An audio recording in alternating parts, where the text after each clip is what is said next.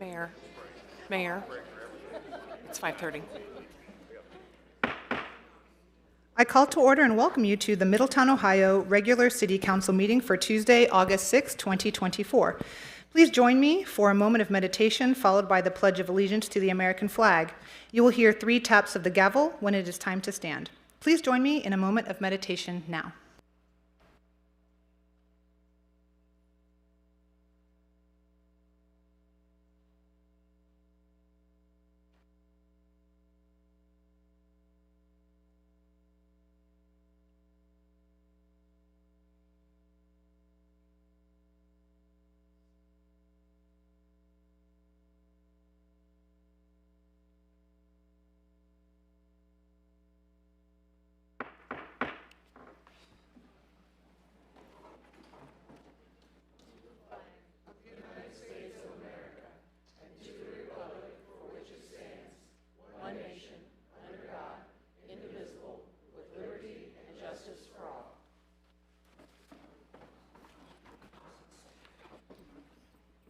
Clerk of Council, Mrs. Skank, please call the attendance roll. Mr. Farrell? Here. Mrs. Carter? Here. Mr. West? Here. Mr. Horn? Here. Mayor Slamka? Here. Thank you. Mrs. Skank, will you present the consent agenda, please? For your consideration this evening, we have the approval of the City Council minutes from July 16, 2024. To receive and file the following Board and Commission minutes of the Cemetery Board from April 17, 2024, the Library Board from May the 15th, 2024, the Historic Commission from April 18th and May 16th, 2024. To confirm the promotional appointment of Brian Patton to the position of Fire Captain and Adam Stitzinger to the position of Fire Lieutenant in the Department of Public Safety, Division of Fire. To confirm the promotional appointment of Earl Nelson to the position of Police Chief in the Department of Public Safety, Division of Police. To confirm the conditional appointment of Kamari Fuller to the position of Corrections Officer in the Department of Public Safety, Division of Police. Jamie Feliz to the position of Help Desk Administrator in the Information Systems Department, and Claire Fetters to the position of City Planner in the Community and Economic Development Department. To receive and file an oath of office for Renee Dittmer, William Carroll, and Danny Rutherford. Thank you. Is there a motion to approve the consent agenda? Motion. Is there a second? Second. It has been properly moved and seconded to accept the consent agenda. We will proceed to vote. Ms. Skank, please call the roll. Mrs. Carter. Yes. Mr. West. Yes. Mr. Horn. Yes. Mayor Slamka. Yes. Mr. Farrell. Yes. The yeses have it and the motion passes. The consent agenda is approved. The next item on our agenda this evening is our pinning ceremony. I would like to invite Fire Chief Snively to the podium. Lieutenant, thank you. Tom is a family matter, so he's unable to be here, so you get me instead. First, congratulations to Brian and Adam. I'll start with Adam Stitzinger. If Adam and his wife Sarah come down. Adam was hired December 5th, 2016. Since being hired, Adam has obtained his associate's degree in fire science, graduating summa cum laude. He's a certified hazmat, confined space rescue, and rope rescue technician, certified in advanced auto extrication, and is a fire safety inspector. He's an active member of our union's golf committee that has helped to raise over $50,000 for community funds, specifically for Midway baseball. He's been married to his wife Sarah for 14 years. Sarah's also who is pinning him tonight. They have 5 children together, all of whom are in attendance today, along with both of his parents and his mother-in-law.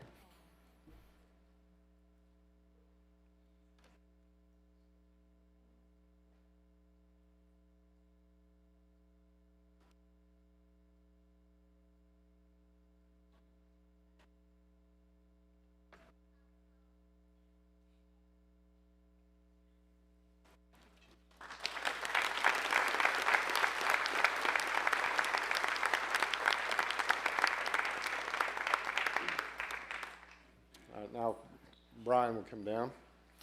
Brian Patton was hired April 13th, 1998, promoted to lieutenant August 13th of 2020. Brian holds multiple technical rescue certifications, including rope, ice, machine, and confined space rescue. He's also a fire inspector, fire instructor. He's been an integral part of our training bureau helping develop our probationary firefighter and apparatus operator task book. Brian is accompanied tonight by his wife Brenda, their 4 children, his parents, brother, and sister. He's being pinned tonight by his son Josh, who obviously is one of our firefighter EMTs.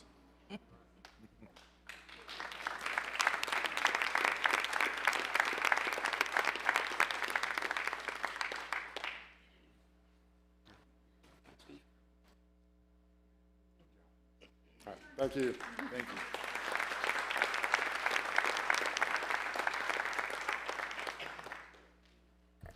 Thank you. Next, I would like to invite Acting City Manager Nathan Cahal to the podium. Yeah, actually, Mayor, we I'll stay changed right it? here because we have some other folks that'll be down here on the dance floor. So if I could have currently Deputy Chief Nelson come down here. Yes. And also along with Judge Sharon, please. Yes.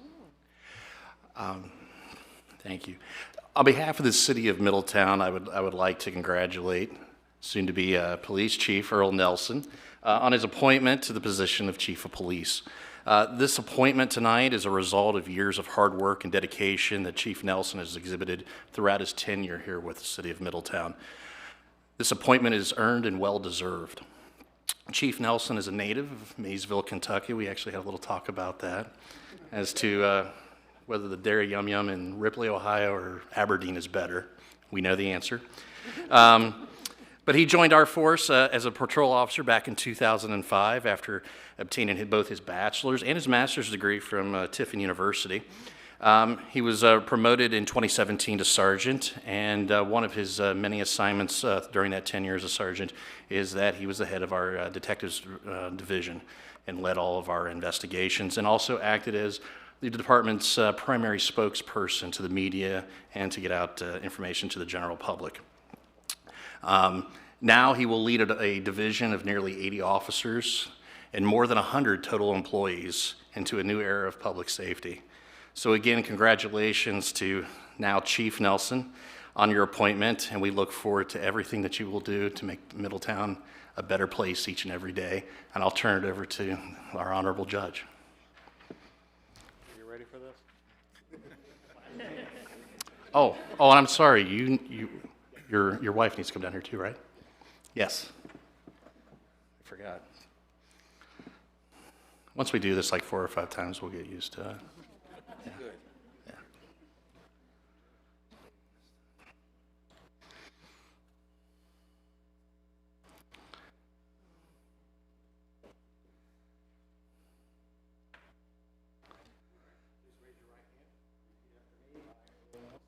I, Earl Nelson, Employed by the City of Middletown, employed by the City of Middletown, Division of Police, Division of Police, as Chief of Police, as Chief of Police, do solemnly swear that I will support solemnly swear that I will support the Constitution and laws of the United States, the Constitution and law of the United States, State of Ohio, State of Ohio, and the Charter and ordinances and the Charter and ordinances of the City of Middletown, Ohio, of the City of Middletown, Ohio, that I will in all respects and I will, in all respects, faithfully discharge the duties of Chief of Police faithfully discharge the duties of Chief of Police of the City of Middletown, Ohio. in the City of Middletown, Ohio.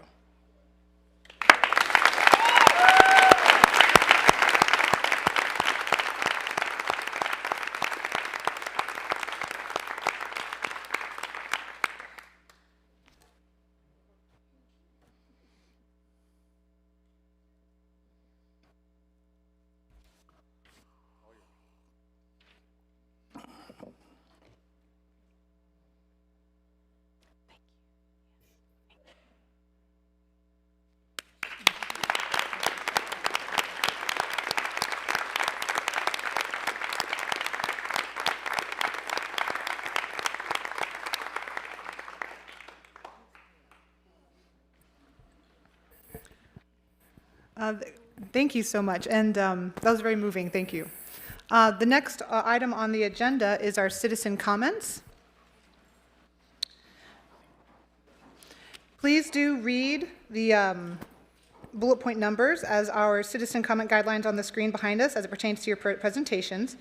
A respectful, professional presentation is expected. There will be no foul language. This is not, actually, right now, I'll wait for people to get going.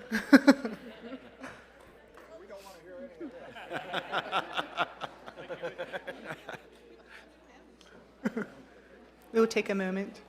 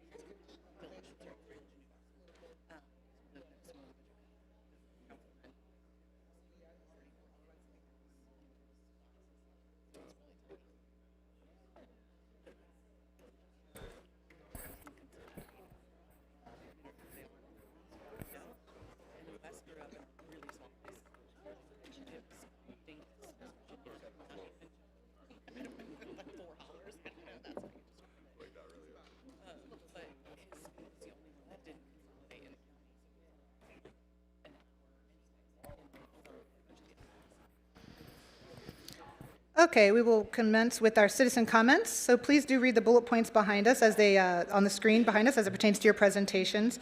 A respectful professional presentation is expected. There will be no foul language. This is not the time for debate, questions and answer, or any back and forth conversation. This is a time for you, our residents, to be able to present to council on record, uninterrupted, and have the floor. We have received 3 comment cards this evening. I would like to call Todd Moore to the podium.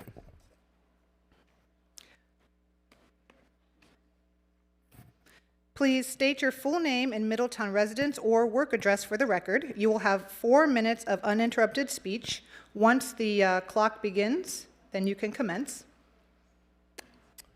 Okay, please go ahead. Thank you very much. Todd Moore, 1808 Sherm Drive, Middletown, 45042. First of all, thank you very much, Mayor Slamka, members of council. Congratulations, Zach, on your recent marriage. As many of you know, I serve as the member of Middletown City School Board and also as the board rep to the Planning Commission. And I'm here tonight to just ask council to exercise some restraint. In particular, I'm asking that you reject Mr. Horn's request to restructure the Planning Commission. Now, I've listened to the last few meetings and very concerned about some of the comments that I'm hearing. I think many of those comments are not only unfounded, but unsupported by the facts. So I'm going to try to address a few of those concerns tonight. In a recent meeting, Mr. Horn claimed that business isn't getting done because of a lack of a quorum. So what I would ask you to do is, again, to look at the facts. As we think about a quorum, there was an instance in June and July where I know that Mr. Horn was very concerned about moving forward the marijuana ordinance. And to be fair, I think that city staff and that the members of the Planning Commission have tried to go out of our way to work through that particular issue and the difficult issue. And just for the record, that issue that was before us in June and in July, we remedied those issues. Okay? Here's what I'm saying. Not only did we call a special meeting, but we made certain that we went out of our way to accommodate Mr. Horn's request to move those cases through. So in terms of lacking a quorum, what I'm asking you to do is go back and look at the record and see if there's actually a pattern of where we haven't had a quorum. We've had an instance. That instance occurred in June and July. We had new staff and we also had new members. But again, we came forward and solved that particular issue. And then again, whether you look back a year, 2 years, 20 years, you're not going to find an instance where there's a repeated pattern of not having a quorum. We get the job done. Now, secondly, I'm going to ask you to think about another claim that was made. Planning Commission seems to think that it has powers that go beyond you as council. That's absolutely false. Okay? Let me give you a clear reading of what our role and responsibility, what we do. We apply the code, we hear cases, we make recommendations to each of you. Okay, we don't have any special powers. We've never exercised any special powers. And we make recommendations to you and we follow the law. That doesn't mean we can snap our fingers and get things done, but we follow the law, okay? And the law requires us that those cases are fair, that they're reliable, and that they're substantive. We hold a hearing that can be challenged in a court of law if it were to go otherwise, or to be arbitrary or capricious. So we go above and beyond to make certain that we're following the code and that we are all very aware of our roles and responsibilities. And trust me, guys, we have no special powers. We know our roles and responsibility. So what I'm asking you to do is let's put aside the wild accusations and the overstatements and what I believe, frankly, is an overreaction. You know, if you're going to change the structure, that's going to require a process in itself. I don't think we're anywhere near that right now, okay? We had an instance in time, and we've remedied that issue, and we need to get beyond the finger pointing. I think all of us here are trying to do the best for the city. I know that the members of the Planning Commission are. I certainly am, and I know that all of you are. So if we could just slow down that and look at the facts, I think that what you would see is I believe that Mr. Horn is overreacting, and I think that he has a grievance because things didn't move his way on marijuana, but the issue has been solved. Those issues have been solved. Okay, so if we're going to make those changes, please look at the facts first before you make those changes. Thank you very much. Thank you, Mr. Moore. Next, I would like to call Vincent Calhoun to the podium.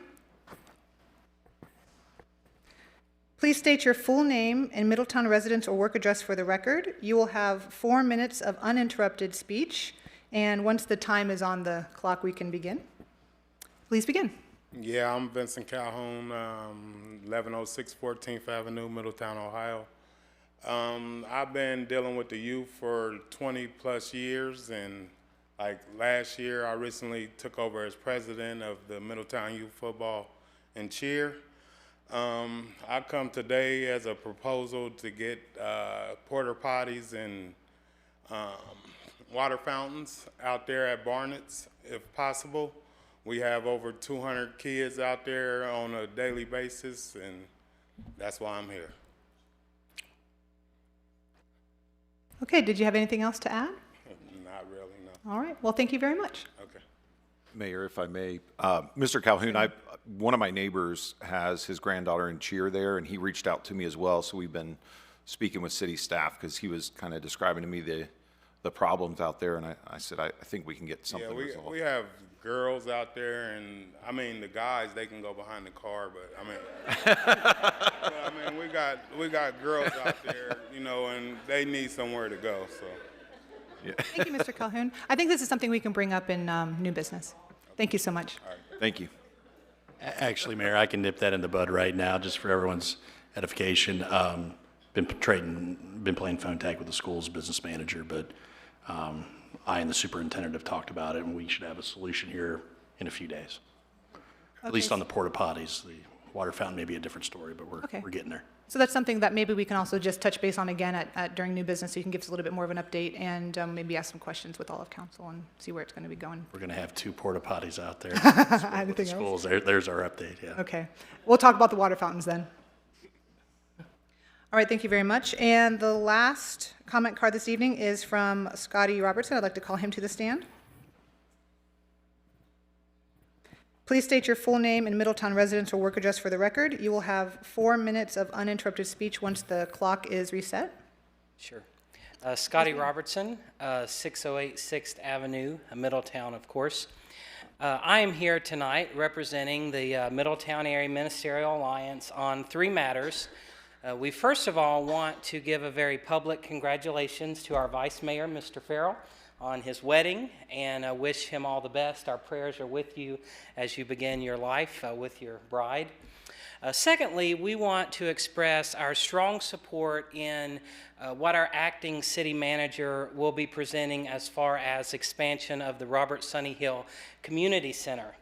And standing in support with him and encouraging all of you when you have the opportunity to vote yes on the expansion. There's been a lot of rhetoric from the council about the importance in investing in all of Middletown. And certainly we have seen that as of recent with all that is being invested to the tune of millions on the East End with the town mall and some of that. But we want to give you the opportunity to put that rhetoric into action and to vote yes when you are able. in finally getting this expansion on the community center done. It's a win-win for our community. It's certainly way past needed. And so we want to make sure that you know, even as you vote yes, that the Alliance definitely supports you in that endeavor.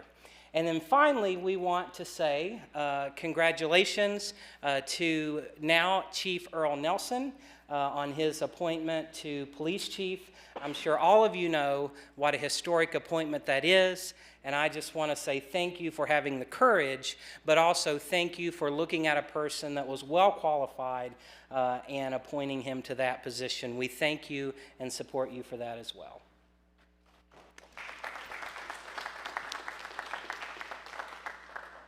Thank you, Mr. Robertson. That concludes our public comment. The next item on the agenda is council comments. We will begin to my left with Councilmember Farrell, followed by Councilmember Carter, and then to my right with Councilmember West, followed by Councilmember Horn, and I will speak last. Mr. Farrell. Thanks, Mayor. First of all, thank you from everyone for the congratulations for the wedding. It was great. Enjoyed Cancun, the honeymoon, but glad to be back. So I saw how many people were here tonight, and it's kind of funny because I think the last time we were as packed as we were tonight was Hollywoodland, which is kind of ironic because people were coming out to kind of speak against it for the most part. And now I look at our agenda tonight, and I see we have a new police chief. We have upgrades, or our fire department is moving up. We're going to talk about giving Middletown kids scholarships. We're talking about small business loans to owners that are vested in the city. We're talking about an upgrade to our community center on one side of town. We're talking about an aquatic center, something for kids to do during the summer. I'm just really proud and really excited that I think for the first time in a very long time, I don't want to say that, but we're listening to what people want, I think. We're getting things done. We have a great staff. We have a great council. We have great citizens. Most of these things are what citizens have brought forward and kind of brought to council and said, this is what we need. We have loans, or not loans, but grants for people to upgrade their homes. We're working all over the city right now. I went back and I read the old Middletown USA forums from the early 2000s, and there's bickering among where should we put our money? Should we put it here? Should we put it there? I see that we're putting it everywhere right now for the first time since I've been a Middletonian. So I'm just really excited, really proud, and just want to wish congratulations to everybody that's in here tonight because we're all a part of progress. So thanks. Thank you, Mr. Farrell. Mrs. Carter. Good evening, Middletown. I am going to share some of the things that the community has been complaining about concerning things that they don't get any advance notice about. And I've heard from the community regarding the home improvement program, code enforcement, and Alta Fiber. What plans have you set up for assistance for those who do not qualify for the city application rules?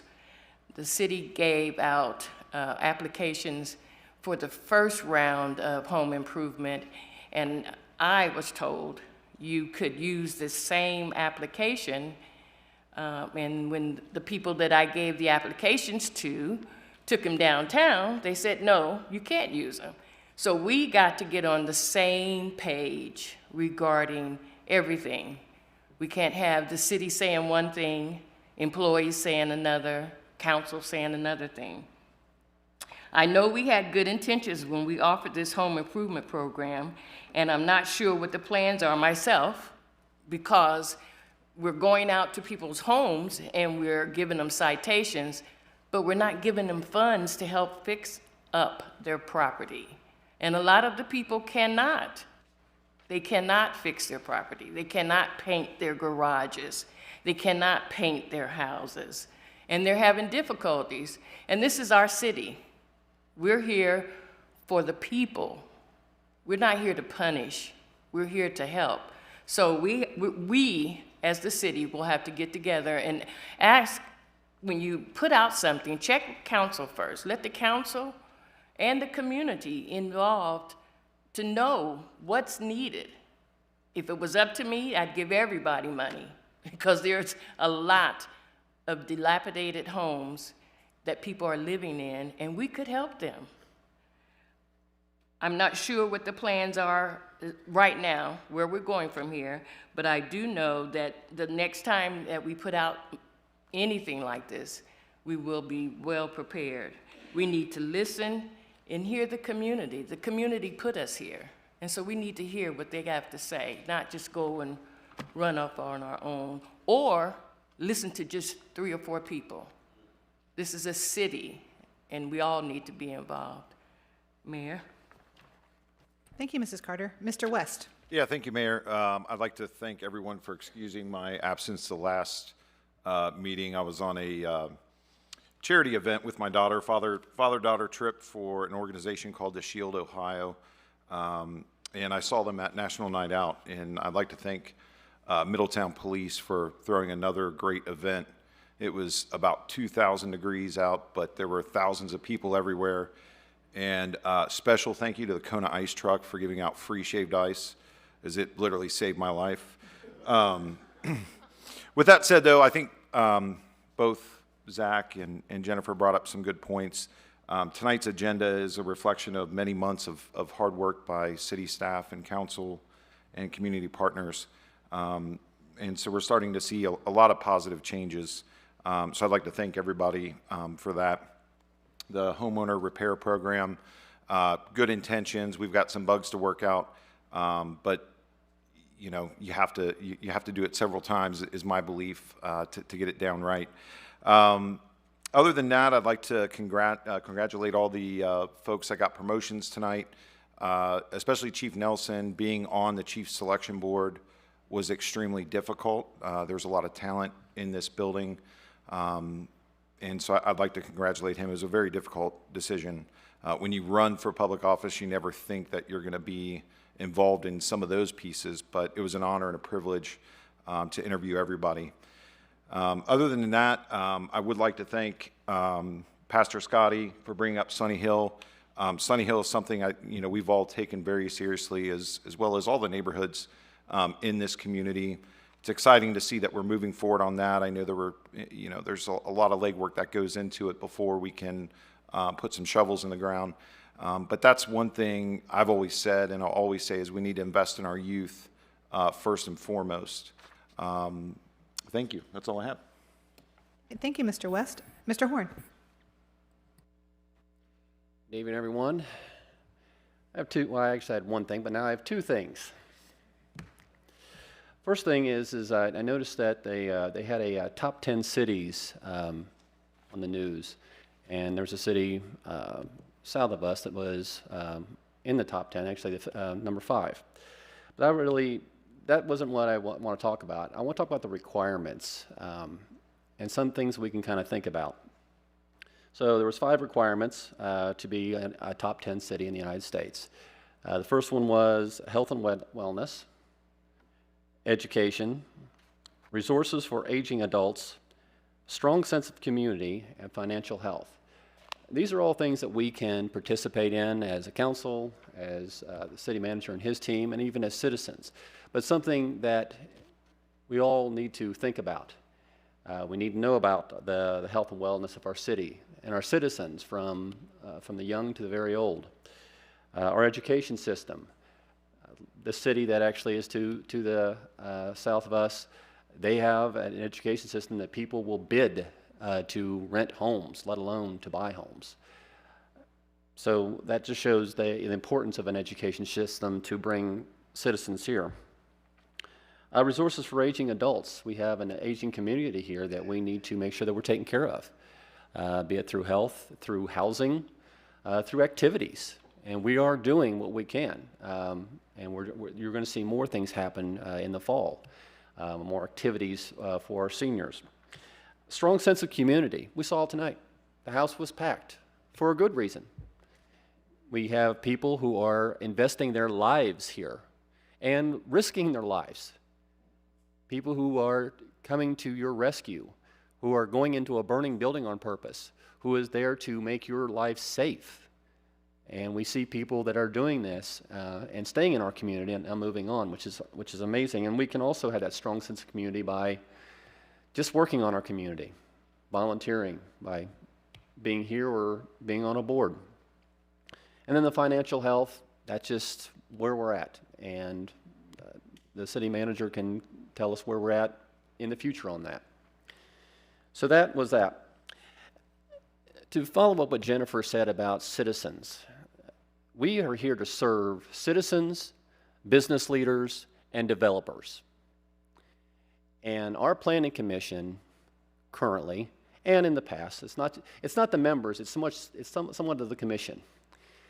I've had multiple complaints from citizens who are losing their trust, business leaders who are saying, I try to bring people here, but they won't come because of the planning commission. And then we have developers who come here, miss a meeting, 30 days, miss a meeting, 30 days. And I understand, I'm in the construction trade. You're not going to get something done in a quarter. It takes a year to do development.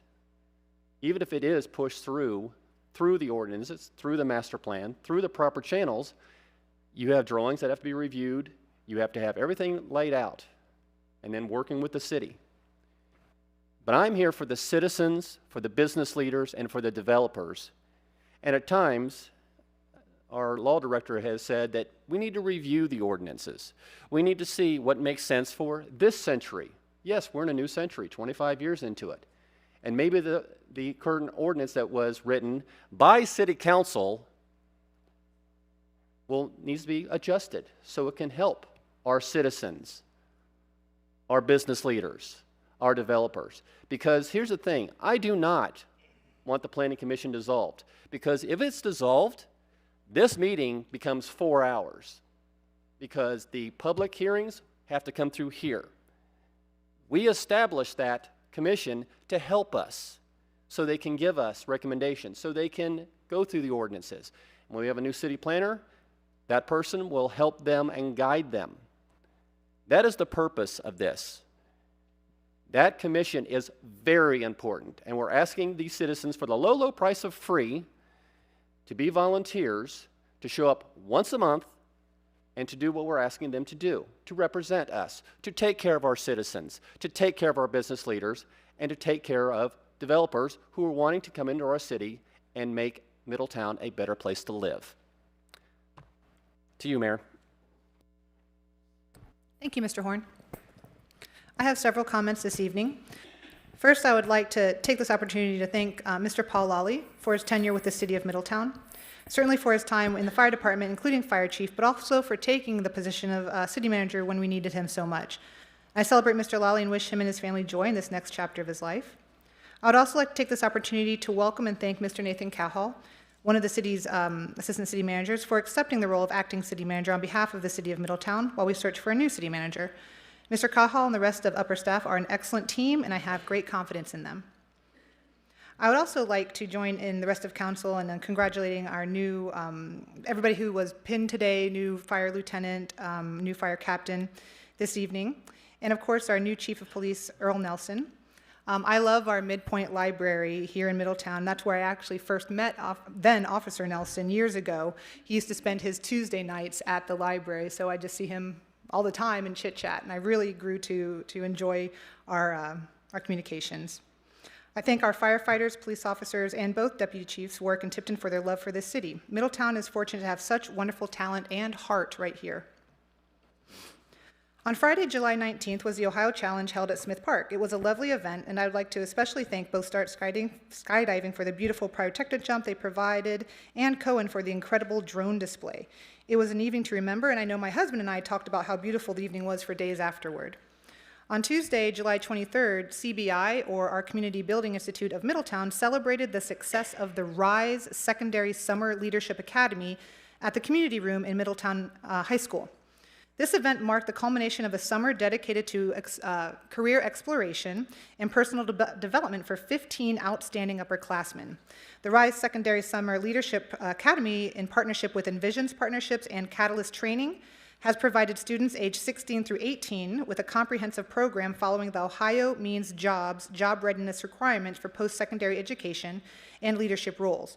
Participants engaged in a vigorous schedule of activities, including college prep workshops, leadership seminars, and career exploration opportunities. Field trips to colleges and professional networking events further enrich their experience, offering a glimpse into their future academic and career opportunities and paths. The young people being celebrated at the event were courageous, creative, well-spoken, engaged, and kind. CBI truly creates outstanding members of our Middletown community.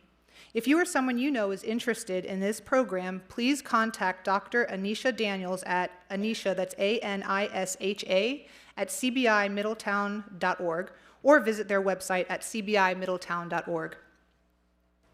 On Monday, July 29th, the Butler County Commissioners held a summit on housing insecurity and advocacy at the county building in Hamilton to consider a citywide approach to homelessness. In attendance from Middletown were Acting City Manager Nathan Cahill and I. It was a great first meeting of the jurisdictions in the county where we were able to hear the challenges, issues, and ideas at unifying in a coordinated and focused approach to this complex issue. On Tuesday, July 30th, again, was Middletown's 23rd National Night Out. National Night Out is an annual community building campaign that promotes police community partnerships and neighborhood camaraderie. It was a beautiful, if a bit humid, event, and we hope to see you again next year. Foodies Cafe, located at 1024 Central Avenue, where Mockingbird's Cafe used to be, had their ribbon cutting today at 11 a.m. They are open Monday through Saturday, 11 a.m. to 6 p.m. It looks like they have breakfasts, lunches, smoothies, sandwiches, salads, churro fries, fruit cups, flan, all kinds of things, including biscuits and gravy. I even saw what looked like a local version of one of Canada's favorite dishes, poutine. We hope you visit them. You can find out more at their Facebook page under Foodies, that's spelled F-O-O-D-E-E-Z. The 68th Annual Middletown Branch of the American Association of University Women, or AAUW, used book sale is gearing up and ready to accept donations for its September sale. Items such as used books in good condition of all genres, puzzles, games, and records are being accepted from 10 a.m. to 11:30 a.m. Tuesdays, Thursdays, and Saturdays through Thursday, August 29th at the sale site, which is 2204 Central Avenue. No encyclopedias or magazines will be accepted. The sale each year provides local scholarships and promotes literacy and recycling. For more information, please call either 513-423-1120 or 513-424-7551. The next movie in the park is this Friday, August 9th in Jayco Park, located at 4501 Grand Avenue. From 7 p.m. to 9 p.m., there will be martial arts demos. The movie begins at 9 p.m. and will be Teenage Mutant Ninja Turtles Mutant Mayhem. Free snacks during the movie will be provided by Restore Church. There will be a food truck for cost. For more information, please email Jerry Lewis at Jerry, that's J-E-R-I-L, at cityofmiddletown.org. Also this Friday, August 9th, beginning at 8 p.m., Sorg Opera House welcomes the Red Hot Chili Pipers. Bagpipes with attitude, drums with a Scottish accent, a blazing rock band, and show so hot it carries its own health warning. This 9-piece ensemble of pipers, guitarists, keyboardists, and drummers who have been rocking the world from New York to Beijing to Melbourne and everywhere in between will leave you breathless. The group is renowned for its trademark sound, a unique fusion of traditional pipe tunes and contemporary anthems. For more information, please visit www.sorgoperahouse.org. If Celtic music isn't your thing, please check out other amazing shows the Sorg has coming this season. This Saturday, August 10th, from 10 a.m. to 11:30 a.m., is a prairie walk at Bulls Run Nature Sanctuary in Arboretum, located at 3909 Rosedale Road. Join in this free event while the prairie is at its peak for a guided walk where you will learn more about the plants and all the birds, beads, and butterflies seen along the way.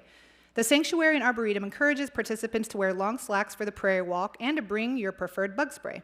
All ages are welcome. Please RSVP to naturalist@bullsrun.org, and you can find out more at www.bullsrun.org.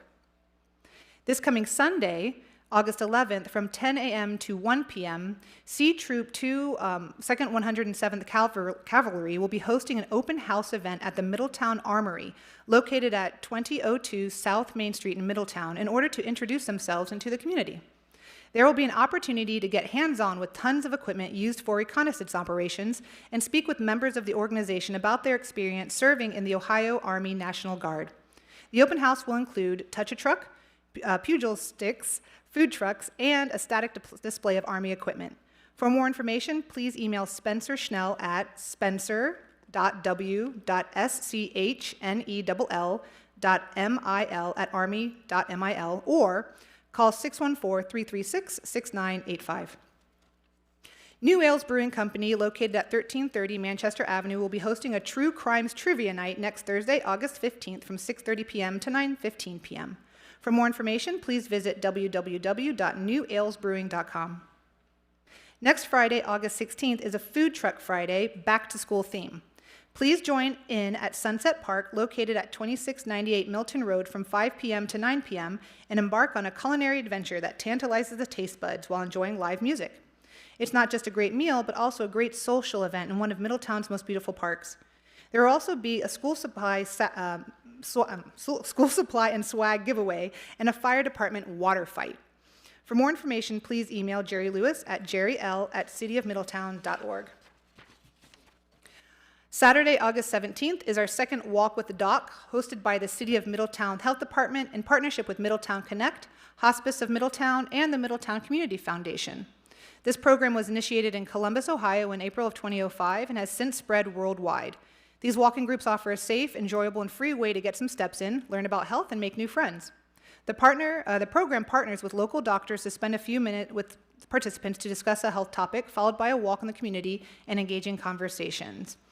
This partnership is the latest initiative by the City of Middletown Health Department to improve the quality of life for Middletown residents and encourage a healthier lifestyle, leading to a happier and more productive life for all.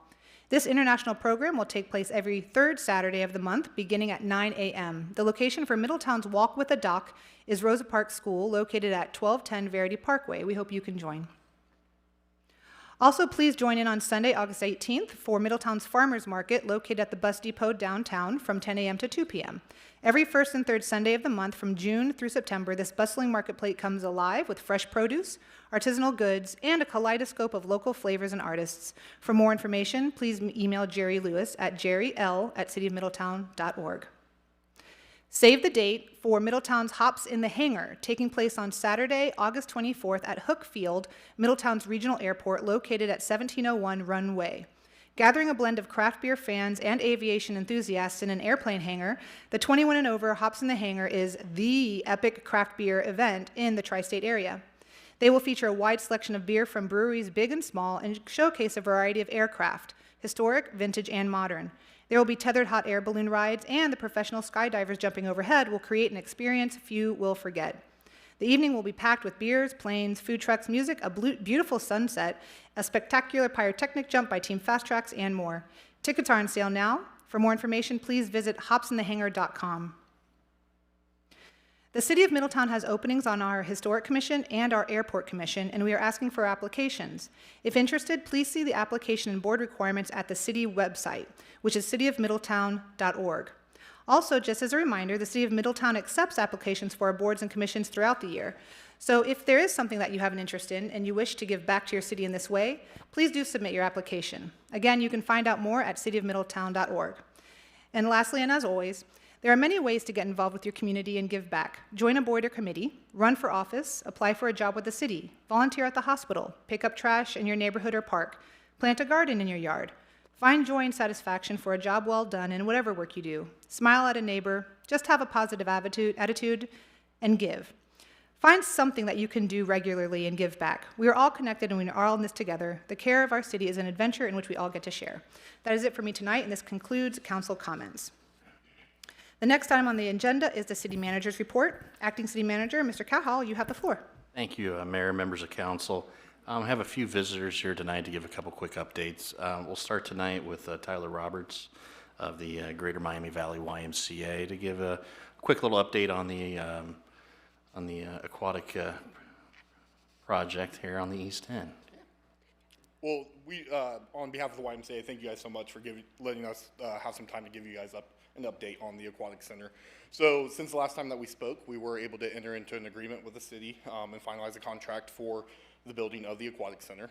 Since then, we have been under a contract with a general contractor and went with Starboard Construction for the construction of the outdoor pool with a subcontract for the pool itself. And so we're very excited about that.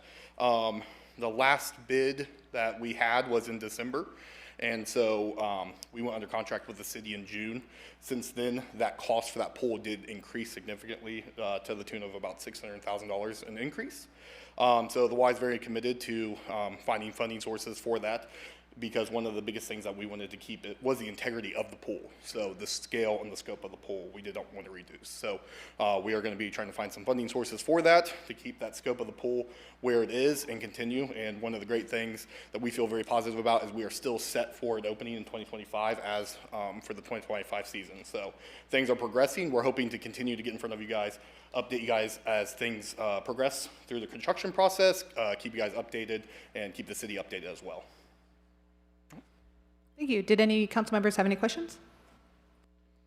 Appreciate you giving us an update. So are you going to start breaking ground in the fall and then get through the winter months, or what's the plan on the construction phases? Because I mean, obviously you're going to be testing and everything late April, early May of next year, and if we have a rough winter, I don't know how that's going to work. Yeah, the plan too right now is in the fall, and so as we're going through the permit process and things like that, as of right now, all signs point to a very easy open in 2025, barring anything that's outside of our control. Okay.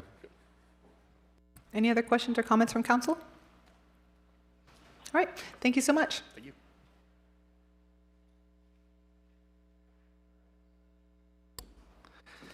Next, we have Nan Cowhall and Sherry Lynn from the Butler County Elderly Services Program to provide their annual update to council and to the community. So I'll turn the dais over to these fine folks.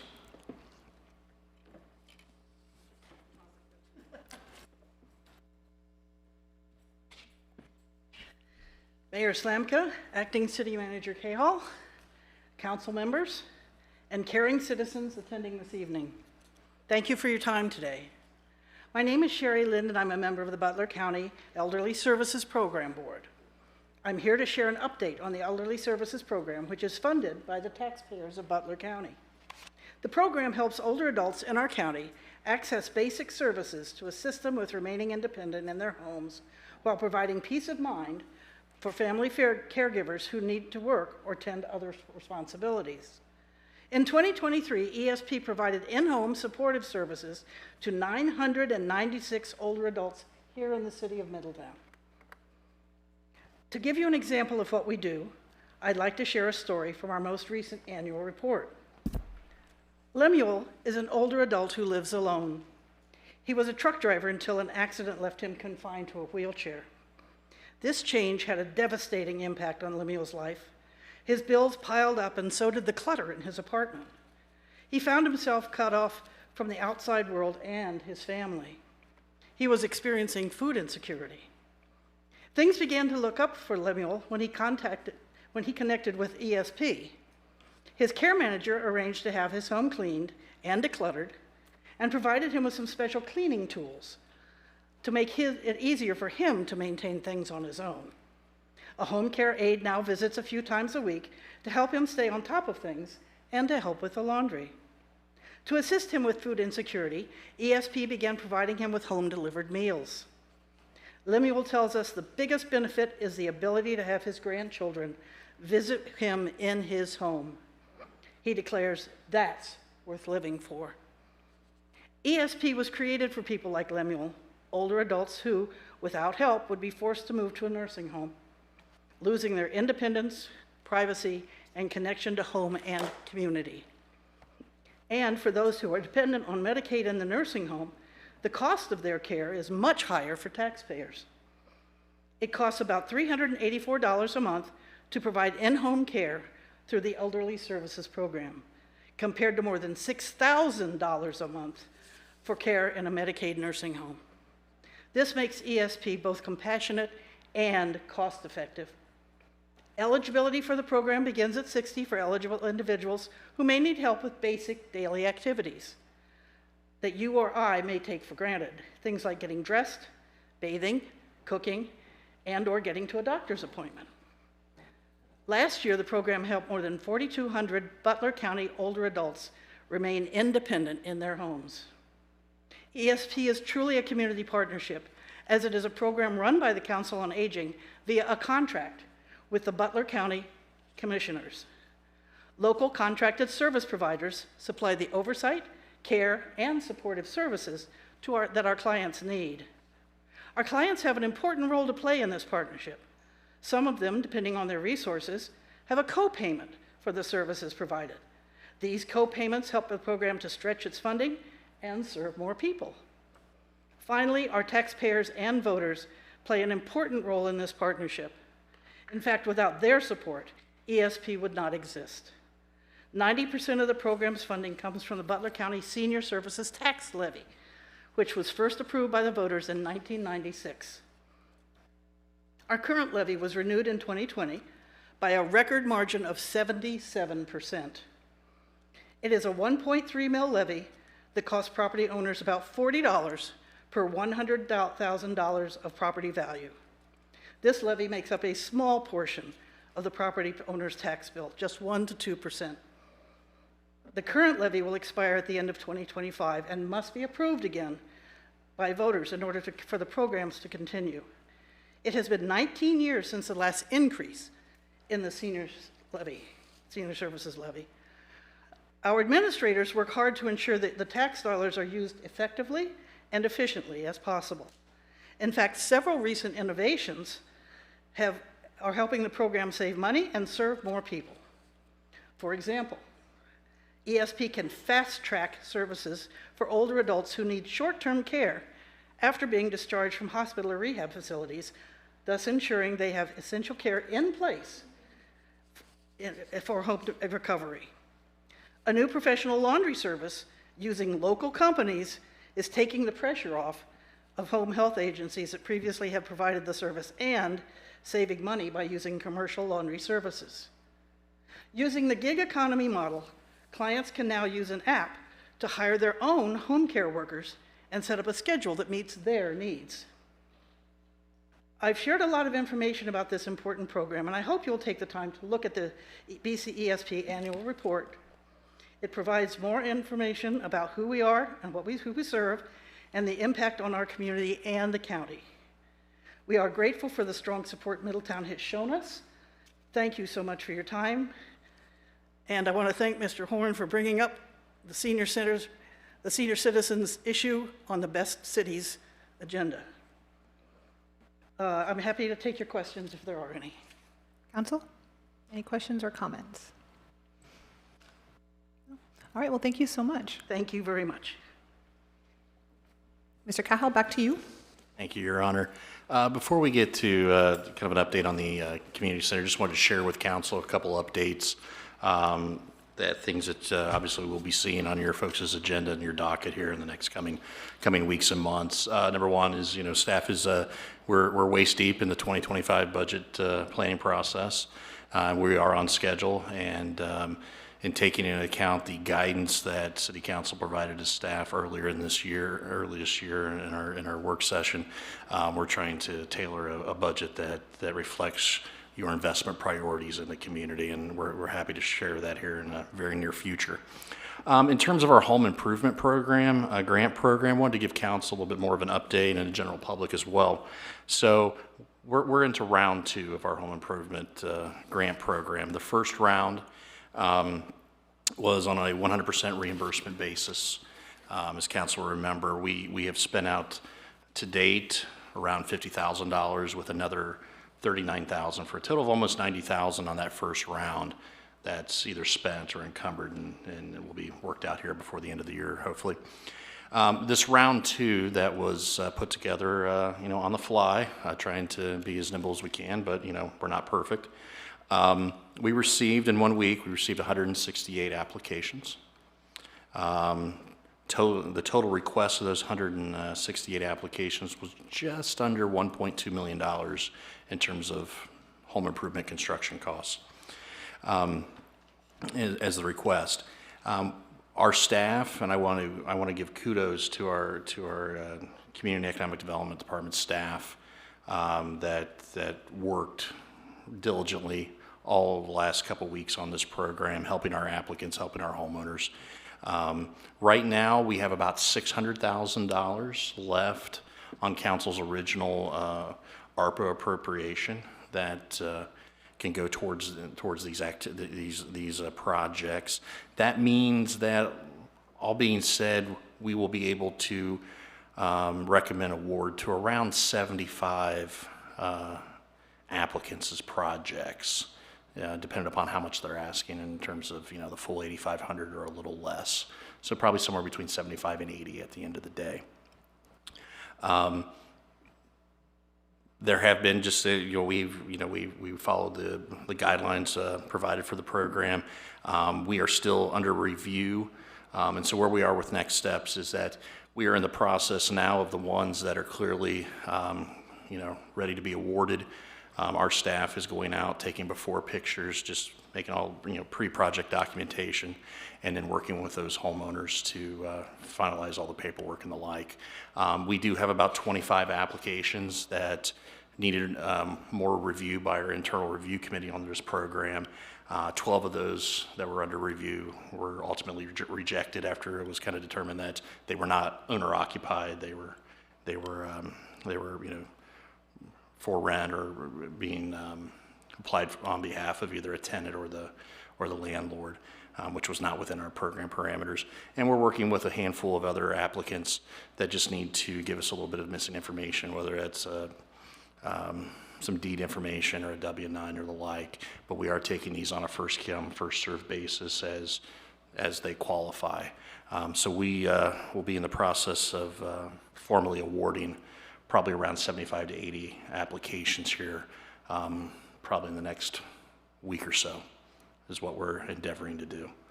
So just wanted to give council a little update on that. So with that, I think we can move into our update on the community center expansion project, and I think we have a few slides here, and we forwarded these along, I believe, to council maybe yesterday or over the weekend. So as council will recall, original scope of this project was a joint project between the city and Middletown City Schools to have an expansion of this center that also incorporated a preschool instruction component. Both parties, in partnership with community leaders as well, ran that project to ground, and ultimately the decision was made that the price of that joint project just was not something that our other partner could make happen. So the city went back to the drawing board late last year with a new scope and within the existing budget parameters that had been established more than 2 years ago. And we have some good news.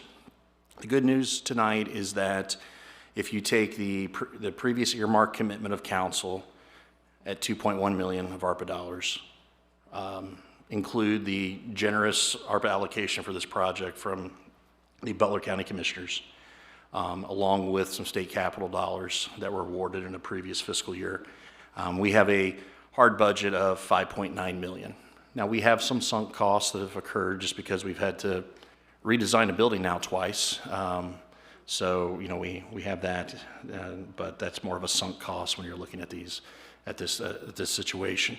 But 5.9, and I'm here to tell you that we are right around, if not slightly under, that price with our construction manager in terms of the base bid.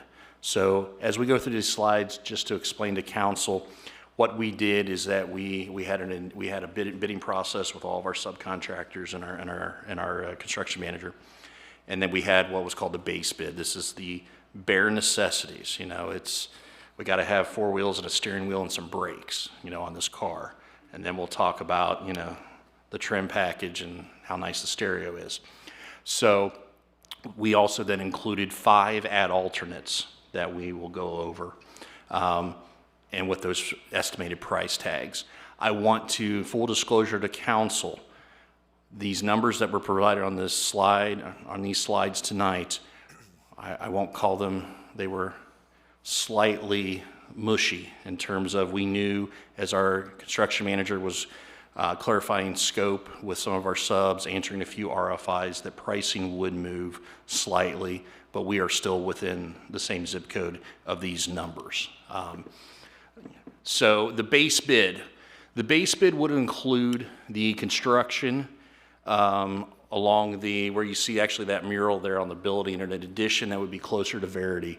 We would have a full-size regulation basketball court with bleachers, scoreboard, the like, associated locker facilities or bathroom facilities, a new approximately 7,000 square foot, what's called the family zone to enhance CBI's programming options and opportunities. What you'll notice is that there is no demolition of the site. Originally, we were looking at a partial demolition of the property, so we are not losing any square footage. The new part of the building that you see there in that rendering would be, includes all the exterior finishes shown, some parking lot expansion, some things. In full disclosure to council, there are some scopes items that the city can absorb and perform in-house. I know the mayor and I were talking the other day, for instance, we have to provide fire suppression for this new section of the building. We can very easily, with our public works staff, go ahead and just tap that and extend the fire main to the building wall. That's not an issue, and it's at a fraction of the cost. So there's some cost savings that we can perform. But this is the main corpus of this project, and this is what the base bid, and that came in preliminarily at about $5.7 million. So we're feeling pretty good. That includes also the construction manager's at risks, general conditions costs, bonding, the whole 9 yards. That number has fluctuated slightly and has actually gone down. I'm happy to report. Actually, we're at about 5.6 million after we've broken a few kneecaps on some subcontractors the last few days. So. No, just for the record. Yes, that's hyperbole. Yes, thank you for the clarification, Your Honor. So that's where that is. So I think we're in a good zone. I was a little more stressed about 3 months ago about pricing, especially on the electrical component of life, which is still higher than I really believe it needs to be. But those commercial electricians. So if we go down to the alternates. So the thought is tonight is to walk council through and tell you we can do this base bid, and we're going to be we're going to be still coloring within the lines. The question is, we also have pricing for 5 alternates, and it's really a question that I know current council may have struggled with, previous council struggled with, because there were some other unknowns as to what you as a council were going to use any remaining ARPA dollars for, and what is actually true pricing. So tonight, the good news is we have real pricing, and we can provide you, we'll provide you that, and it allows you to make informed decisions and informed value judgments on how you wish to proceed. Because our goal tonight is to go over these and then hopefully get some guidance from this board as to what scope and what number to put on the GMP contract for our agenda on the 20th, so that we can break ground a little after Labor Day and get this project underway. So the first alternate, this is gym equipment. So there are certain things that we can pay for now with ARPA dollars, or these are kind of the things that would be folded into, some of these we would probably have to have. If we're gonna have a basketball gym, we're going to need some basketball goals. We're gonna need wall pads because people are gonna be breaking the drywall or running through it. Bleachers, we were looking at retractable bleachers as you see there in the picture. And some other things. There might be some things that we can fundraise for, maybe get sponsorship. Everyone likes to sponsor a scoreboard or something like that. But to kind of give you a fit out package for the gym would be an additional about $230,000. That price has not changed. But still within the same zip code of even our base bid and budget. So that's alternate number 1. Mr. Calhoun, may I ask Yes, a ma'am. question? Oh, yes. So earlier I heard you say that the base bid did include the Yeah, I bleachers and misspoke. scoreboard. Oh, okay. I misspoke. All right. See, seeing if you're paying attention. Thank you. So question, just to. Yes, sir. So our 5.6-ish roughly is without that, for example? It is. Okay. Now, we can self-perform that elsewhere in the budget, or we can use certain other funds next year. Okay.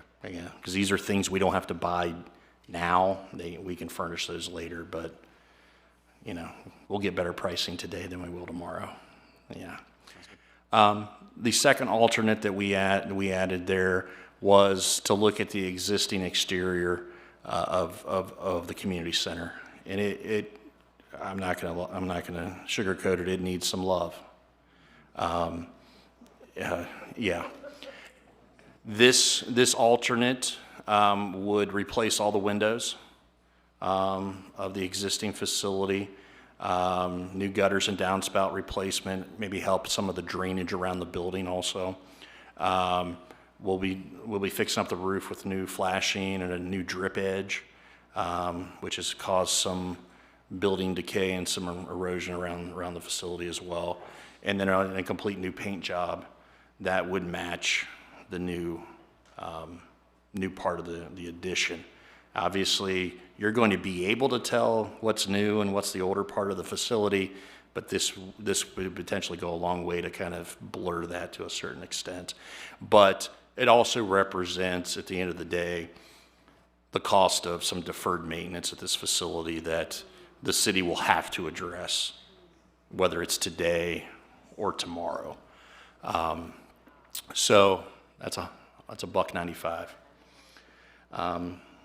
If we move on then to 3, and I will also say these were fair, amongst the group of folks in-house, this was kind of the ranked order as we go through the progression of things, of kind of the ranked order of kind of the level of importance here.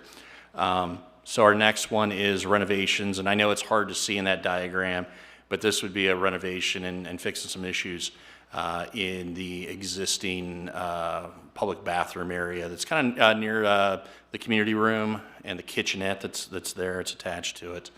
But this would be new plumbing and piping. I believe this is the restroom no, it's the other restroom that we can't figure out why it doesn't have hot water. It's always cold. But this would be replacing all of our plumbing and fixtures and equipment, new lights, new partitions, new finishes and the like. Because this, along with the other new restrooms in the building, these are what also not only CBI staff may use, but this is what the general public uses. This is our children that are attending this center. This is their primary facility. These are so. That's an option for an additional around $64,000.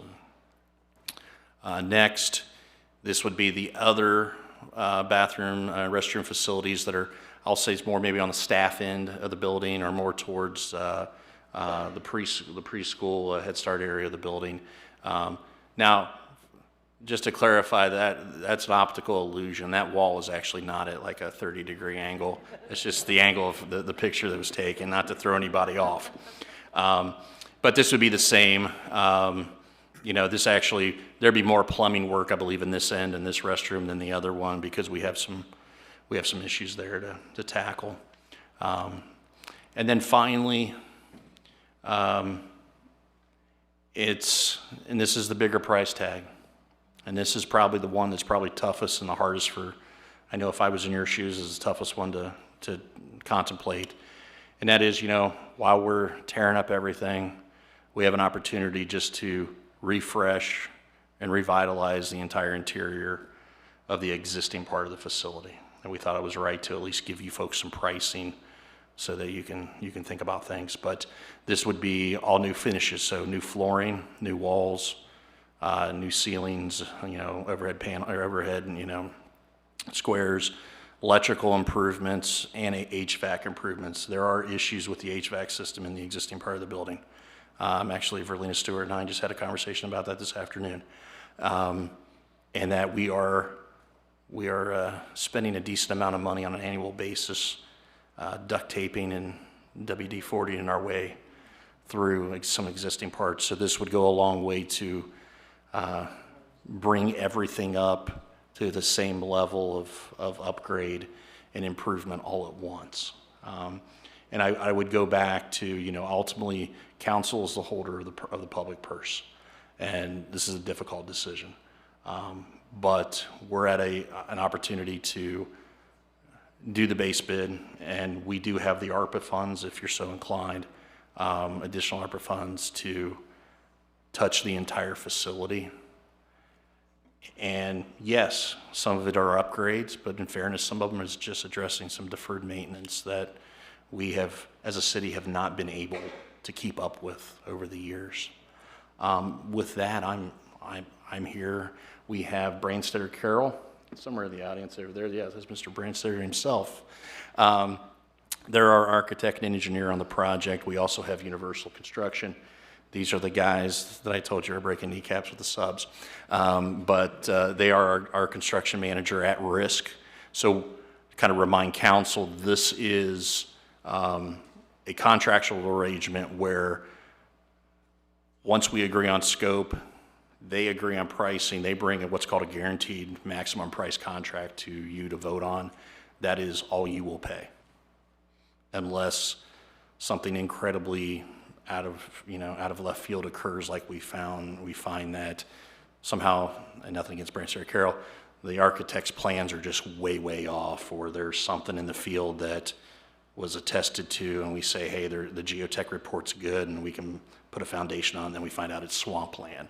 Those types of force majeure type issues, but that's one of the hedges of a GMP and a construction manager at risk, is that you are maximizing your exposure day one. And so what we're trying to endeavor to do as a staff and service to you folks, to this community, and to this project is get your feedback tonight as to what you want that GMP to include.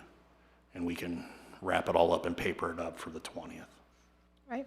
Thank you so much, Mr. Cahal. Council, questions, comments? I do. Can the architect and engineer come down, please? Don't worry, I'm not going to ask too hard questions.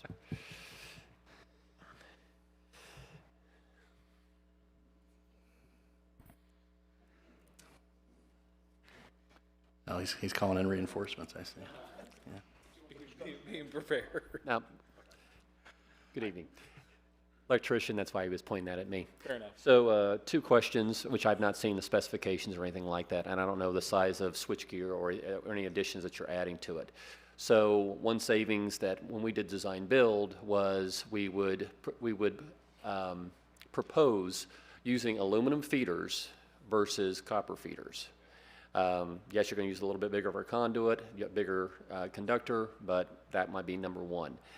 Number 2, and some engineers don't like it at all, but instead of running conduit, especially up high, you can allow the electrician to run MC cable. Those are labor savings and cost savings. They don't look as pretty, but if you strap it up properly and you're strapping every 3 feet instead of every 5 or 10 feet with conduit, and it does fall within the 2023 code. But that's one savings that we did when we had to sharpen our pencils when we were doing design build using aluminum feeders, nothing past the panels. I think you can do number 8 if you have like up to a 50 amp circuit with aluminum if you want, but I stop at the panel and it's like copper all the way past that. The next thing that he mentioned in the alternates, was we're replacing windows, so I'm sure there's going to be more energy efficient, so there might be a credit available for that through the Duke Energy Plan. Lighting LED, when you change that from fluorescent to, that's another, and these are just me just throwing ideas out, my thoughts. With lighting, when you take it to LED lighting, you're also making the electric bill go from 164 watts for a light fixture down to 12, which is nice. And then the last one would be obviously when you change the RTUs from the old to the new, there's also, you're doing energy efficiency, so there might be a credit there. Thoughts? I'm not sure where to start. I'm a civil engineer, and I can't even see the electrons going. I can figure out water, but I can't figure that out. So I'm going to phone a friend. Yeah. So I can only, I'm architect. I don't, the only part about the feeders, I'm not sure. But we are allowing the MC cables above the ceiling, Yeah. that you mentioned. the lights are LED. The rooftop units, I'm not 100% sure, cannot remember, sorry, I can't remember, I'm not the engineer. But they're brand new for the, of course, new part. And let's see, what was the other you mentioned? Aluminum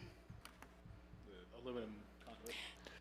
That I don't know if we've. It's just a thought. They even make larger MC cables, and a lot of times if you're going to paint the ceiling and you have the electrician run the MC cable up there, they don't see it. So you could actually even do your feeders for your RTUs in MC cable. All I'm saying is we're trying to make sure that we can maybe do these alternates. You could just say, okay, here's what we're going to do, because some engineer firms, they're just like hard conduit, pull the wire, and it is, it's better at times, but MC cable does work. Right. And when we were doing design build work, that was one way that we could save money. We still made our margin, but it is a saver because you can unroll it. It's a labor savings versus having to run hard pipe. Because when you run hard pipe, you have to run the pipe, put a junction box so far, and then you have to pull conductor through it. MC cable, you unroll it, you get on a lift, Right. and you just They strap it usually down. don't want to have it in the walls. No. Right, so but we are doing it in the above ceiling. Okay, Out good. of sight. And then again, without seeing the drawings and seeing what size gear, if you're setting a 1,000 amp switch gear or not, or if you're just putting another 200 amp panel here, 200 amp panel there, it's just if we're looking for savings where we can put that money toward an alternate, more power to it. Right. And then same thing And with. we are looking at that Okay. continually, even to this point, like we are still looking to make sure we've got all options, And with this amount of lighting, and if you land at the right place with even the Duke Energy credit, it's not much, but you have to get in line for it, meaning that they have X amount of dollars. Once those dollars are met, then the credit program is no longer needed for that rest of that year. Yeah, and I think that's once we know it's kind of a chicken and egg thing. Once we know what we're actually going to build, then we can engage. with it. Absolutely. I don't know if those programs go through the contractor or the city, so we'll just have to work out those. It's usually whoever is the owner, and they work with whoever's doing it. So if you have your electrical contractor saying we're doing these many lights, and they get the specifications and they send it to Duke Energy, and it's not a lot, but every little bit helps. And if we're going to do that, especially with doing that and windows and RTUs, which are going to be Energy Star efficient, that makes it where you might get at least a 10% off of one of these alternates, if not maybe even pay for one of the smaller alternates. So every little thing we can do, but everything else has to be spec grade, everything has to be safe, anything that goes down. And when you're doing walls, especially when you're doing masonry, you have to do conduit and put them together. So I understand that totally, but when you're up in a ceiling, it's going to get painted. MC cable is not the most horrible thing to have to look up. And all in the existing at CMU, but all in the new, most of it is not CMU. We don't have but CMU around the elevator shaft. Okay. So we have the opportunity to do things because we don't have those hard walls. Yep, outstanding. I did my part as electrician. There you go. I'm not doing the job. Well, thank you very much. Do council members have any other questions or comments for our architect and engineer team? Not for them. Okay, thank you. But don't leave. Yeah, keep your kneecaps, Mr. West says. All right, any other, I also want to mention that Ms. Verlina Stewart is here for questions. She's the executive director of CBI in case we have any questions for her as well. Council, any other questions, comments? I guess I'll go. So I've been on this project for 2.5 years now, and it's cool to see that we're almost here finally, almost. A couple thoughts right off the bat. You can't do this project without at least doing alternate 1 and 2. Unless Pastor Scotty's going to get there with you're going to have the things where you flip over the score. Nobody wants that. So we got to get a scoreboard. We got to protect the kids. That's first and foremost. Second of all, while the city has a little bit of money, we have to make this thing sustainable. We don't want to set this up for 4 years, and I don't want to say anything bad about people coming back, but you're going to have to, right? So we have to get the exterior. We all know what Ohio winters are like, and I mean, honestly, summers when it's 100 degrees. The outside, the exterior, we're going to have water problems if we don't fix these gutters, windows, everything we can do to make this building more efficient ultimately only saves the city money long-term. Same reason we did the HVAC in the city building here just recently. Although it was a large investment, millions of dollars, it's going to save us long-term. Alternate 3 and 4, I think alternate, I like the order that you rank these in, or whoever ranked them, I don't know. But I think it's probably a little bit more important to have it for the public than it is for the workers in the back. No offense to you guys, but we have to make this shiny, right, and attract people. I would love to do alternate 5. I mean, the whole thing needs a facelift. We all know that. That's not really up for debate. I guess for me to kind of make a more detailed decision, I need to get some financials on like where the city's at, like what ARPA we have. I know we've kind of talked loosely here, loosely there, but to really make a... Yeah, so where we're at, and this is a conservative number because we also will probably have a few encumbrances that won't be fully spent, and that'll be reflected when the finance director, whether it's our next meeting or the meeting after, we'll start having a first reading on the revenue replacement because we're starting to run out of time. We have approximately about 1.7 million of our 19 million in ARPA that has either not been spent or has not been encumbered or earmarked for something. So for instance, a pot of money that's been earmarked but not encumbered yet is that council set up to $1 million for sewer extensions north of the hospital, and we are actually opening bids, I think, next week on those because we had a timing issue. We had to wait until later in the year because of the Indiana brown bat and disturbance there. So, but other than that, and if that project comes in just a little less, then, there could be, 50, 60,000 that goes back into the kitty, but that's where we're at. So we have about $1.7 million.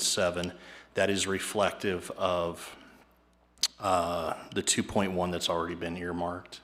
And so the question is, at a minimum, we're going to have to revenue replace at this point in time if no other decisions were made and no other alterations to the earmarks, so that we'd be moving about, $1.5 million to $1.7 million through revenue replacement to supplant the general fund balance, and then we can have that discussion for 2025 as to what you may want to do with residual ARPA.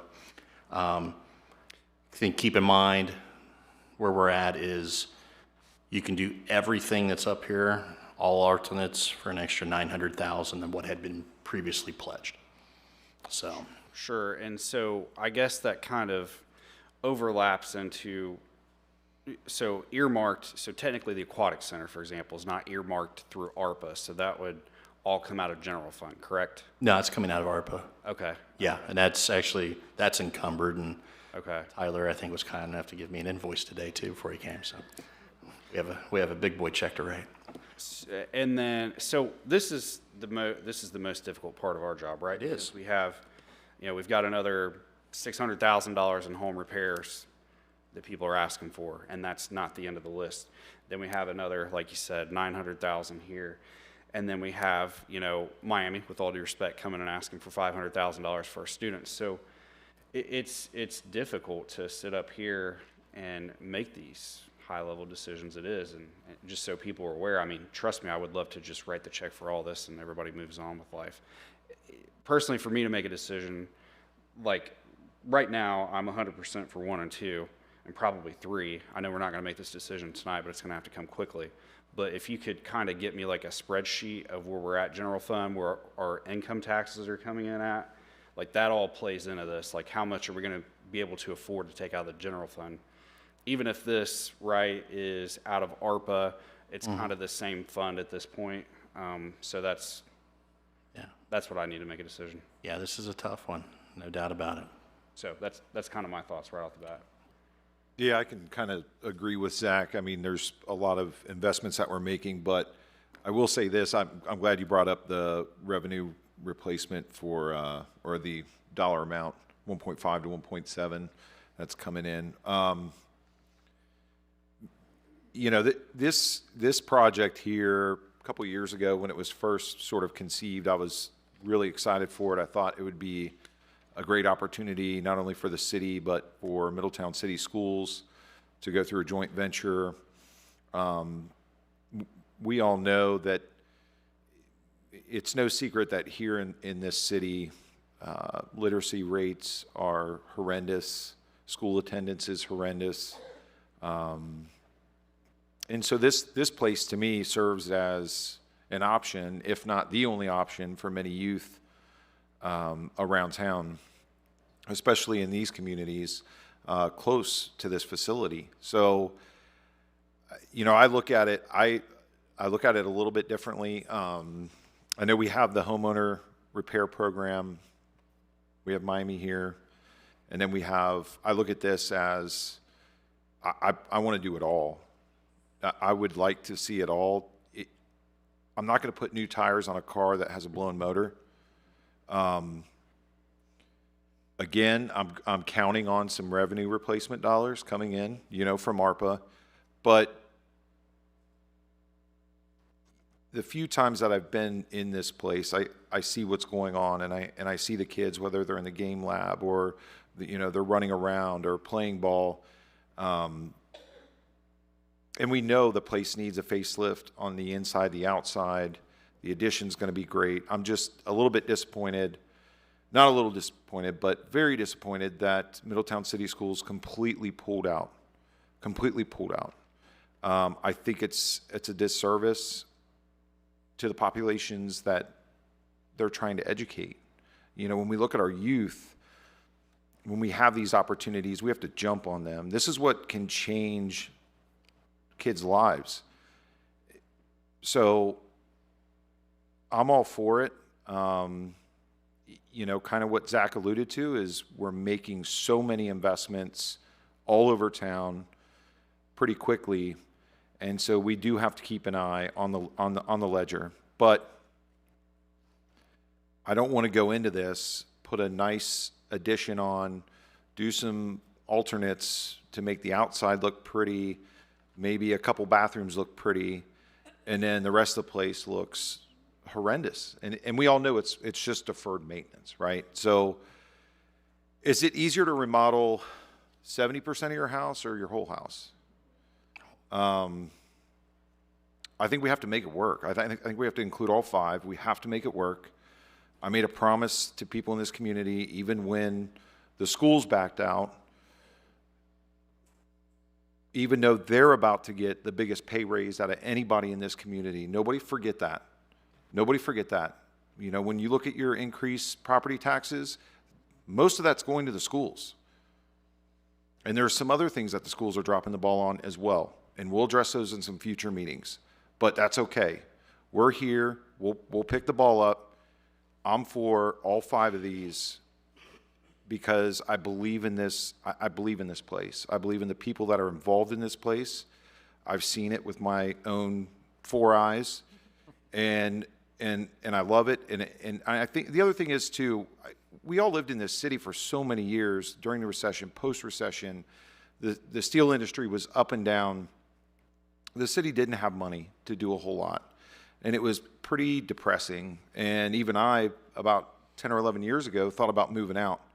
And like Councilman Farrell brought up earlier, you look at tonight's agenda and the amount of change that's happened in this community in the last few years from previous councils, previous leadership, and current staff that's with us. This is all a reflection of that. And so I just think if we're going to put a shovel in the dirt, we do it all. Get in there, clean the entire place up, fix things, upgrade things, do the addition, and show people that despite many people's belief that we do care about every community in this city, not just the East End. The East End will eventually be something that's going to be a cash cow, hopefully for this city. I believe it will be, but we have so many deferred maintenance type issues all over town, and I think this is one that is a top priority for me personally, because I've been in there and I know what's going on in that place. So, looking at what we're getting revenue replaced from ARPA, I'd rather go for all 5 alternates here than somewhere else. That's just my personal opinion. I agree with Steve. This is a historic building. and to not even think about going 100% on this building gives me great concern.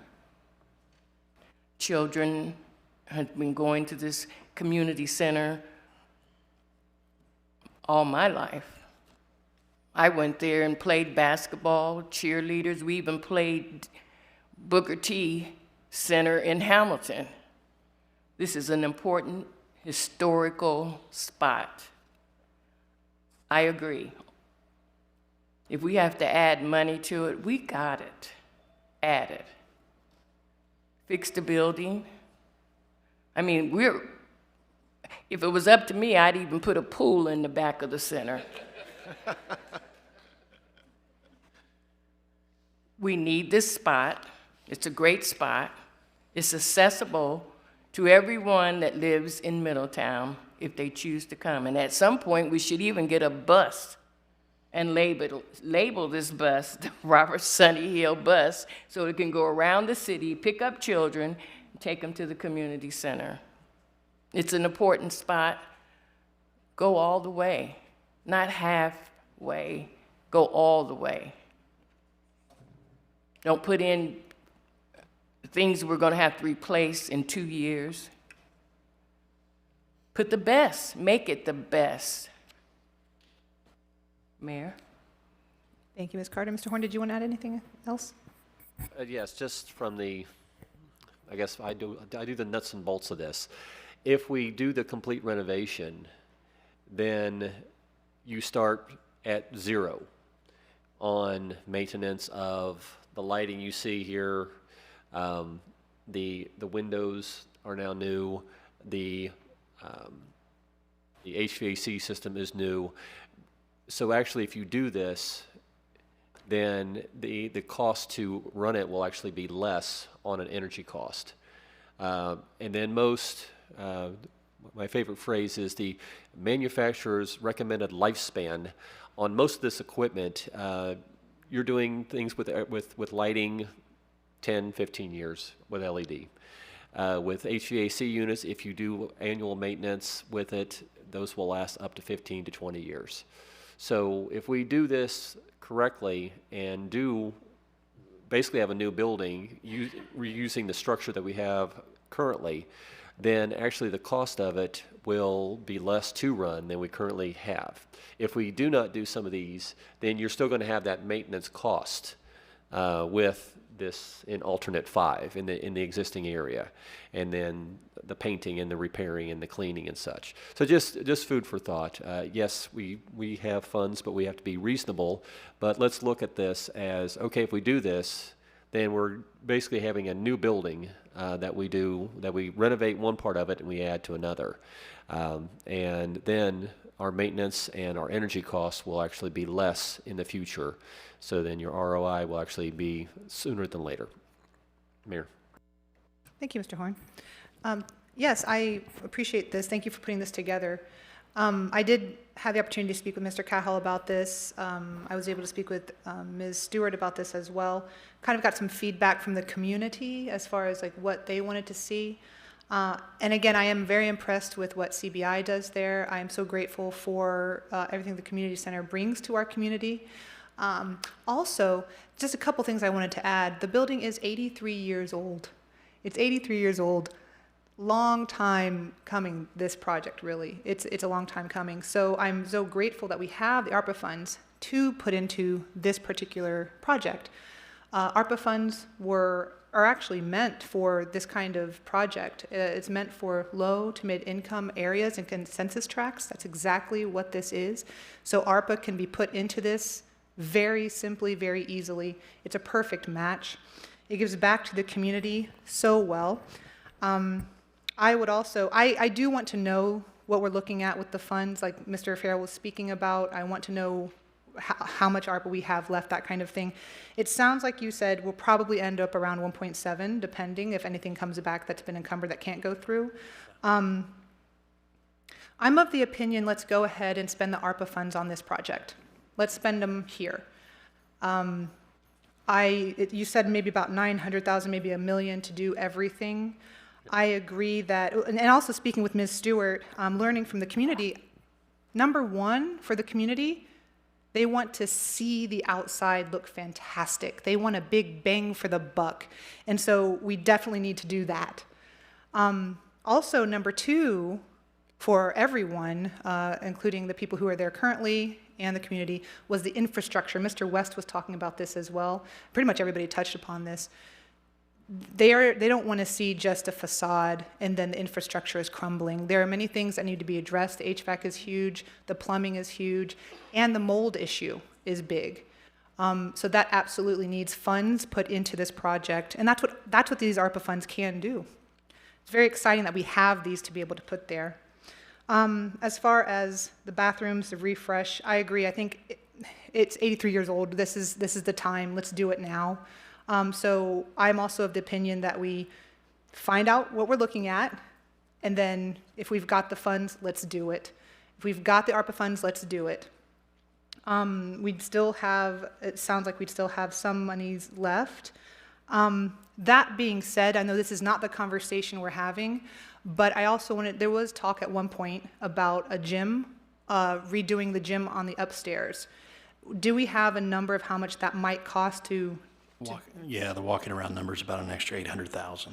800,000. Yeah, biggest cost driver of that is if you've ever been up there in the wintertime or the summertime, it is not conditioned space. So that would be, you know, sealing up and encapsulating that part of the building better, insulating it, and then the HVAC costs there, and some other things, but that's the main driver. Okay, thank you. So that's something I'm interested in. It sounds like we could just about make it if we did all that just about. Yeah. Perhaps. It'd be close. That might be a calendar year 26 consideration. Right. And that might be a conversation for revenue replacement. Exactly. Right. But with the idea that perhaps that would be where those ARPA funds go. Potentially. But that's a conversation. But coming back to council. I'm sorry? I said if that's the will of council. If that's the will of council, correct. But I just wanted to ask about that idea. But yes, coming back to what we have here, that's also my opinion. I would like to see all 5, and I still would like to see the financials as well. Yes. Any other comments or questions from council at this point? Do we want to reach back out to the schools and see if they want to be a part of the finalization of this?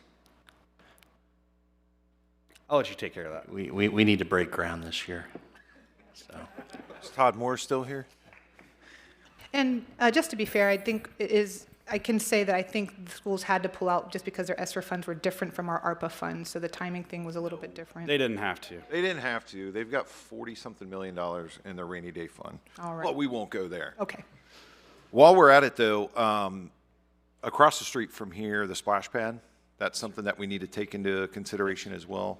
Yes, actually, our Public Works Department, along with, I know the Parks Board, that is one of our priority replacement projects. I'll get you an update on that as quickly as I can. I know we've been focusing on Sherman Park as of late, and I think also looking at some Goldman improvements as well and getting those out the door. So I'll get you an update, though. Thank you. I have a question about the pickleball court. Yes, ma'am. So we invested funds into the pickleball court, right? Yes, the city did expend those dollars, yep. How much did we invest in that? How much was it? Like 3 something? Yeah, we'll get you the exact number here, but it was around $300,000. And so they've already started to work on the pickleball? Yes, ma'am. Pickle Yes, court. they may very well. I believe they just finished. I think they're done. Yeah. Yeah. Yeah, I was thinking the number was about 280, but I could. Yeah, I wanted to be a little high on the estimate. I didn't want to underquote that, but yeah. And the reason I'm asking, because of the information that I found, is that the association make their own repairs. So I was wondering, why did we invest? The proposal that was previously presented to council was an addition of, it was some repair of some of the existing courts or a refinish of them, but the majority of that money was going towards the construction of a storm shelter or a picnic shelter and additional courts, I believe 9 additional courts, 8 or 9 additional courts out there. But you are right, the association does some maintenance activities as well on Right. those existing courts. And they're not open to the public. They have a lock that they have on there, so you can't just walk into the pickle court. The children over there in the apartments, Yeah. you can't just go over there. The gate is locked, so it's not public for us to use. Let me look into that. Okay, I Yeah. rode over there to look. Yeah. Yes. Yeah, let me look into that. So I'm trying to get an understanding why we would invest in something that we can't just have access to on a that's- daily basis for It's us. news to me. Let me get back with you. Okay. All right, thank you very much. Is there any other comment for this particular item on the city manager's report, the Sunny Hill Community Center? Okay, thank you so much, Mr. Cahal. And we'll go on to our, well, actually, before we go on, let's go ahead and take about a 7 or 8 minute break, and we'll come back at 7:20. Yeah, just see what's going on. Yeah, that's. Yeah, I'll reach out to him tomorrow. That makes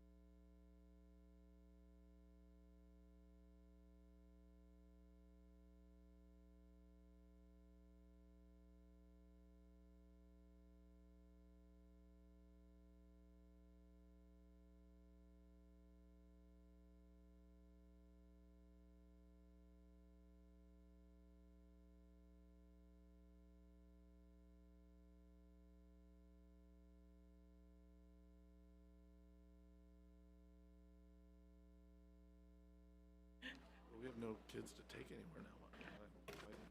What'd you do this afternoon? We haven't even started on this. To the jail. I didn't. You're home. Picking my nose. Thank you.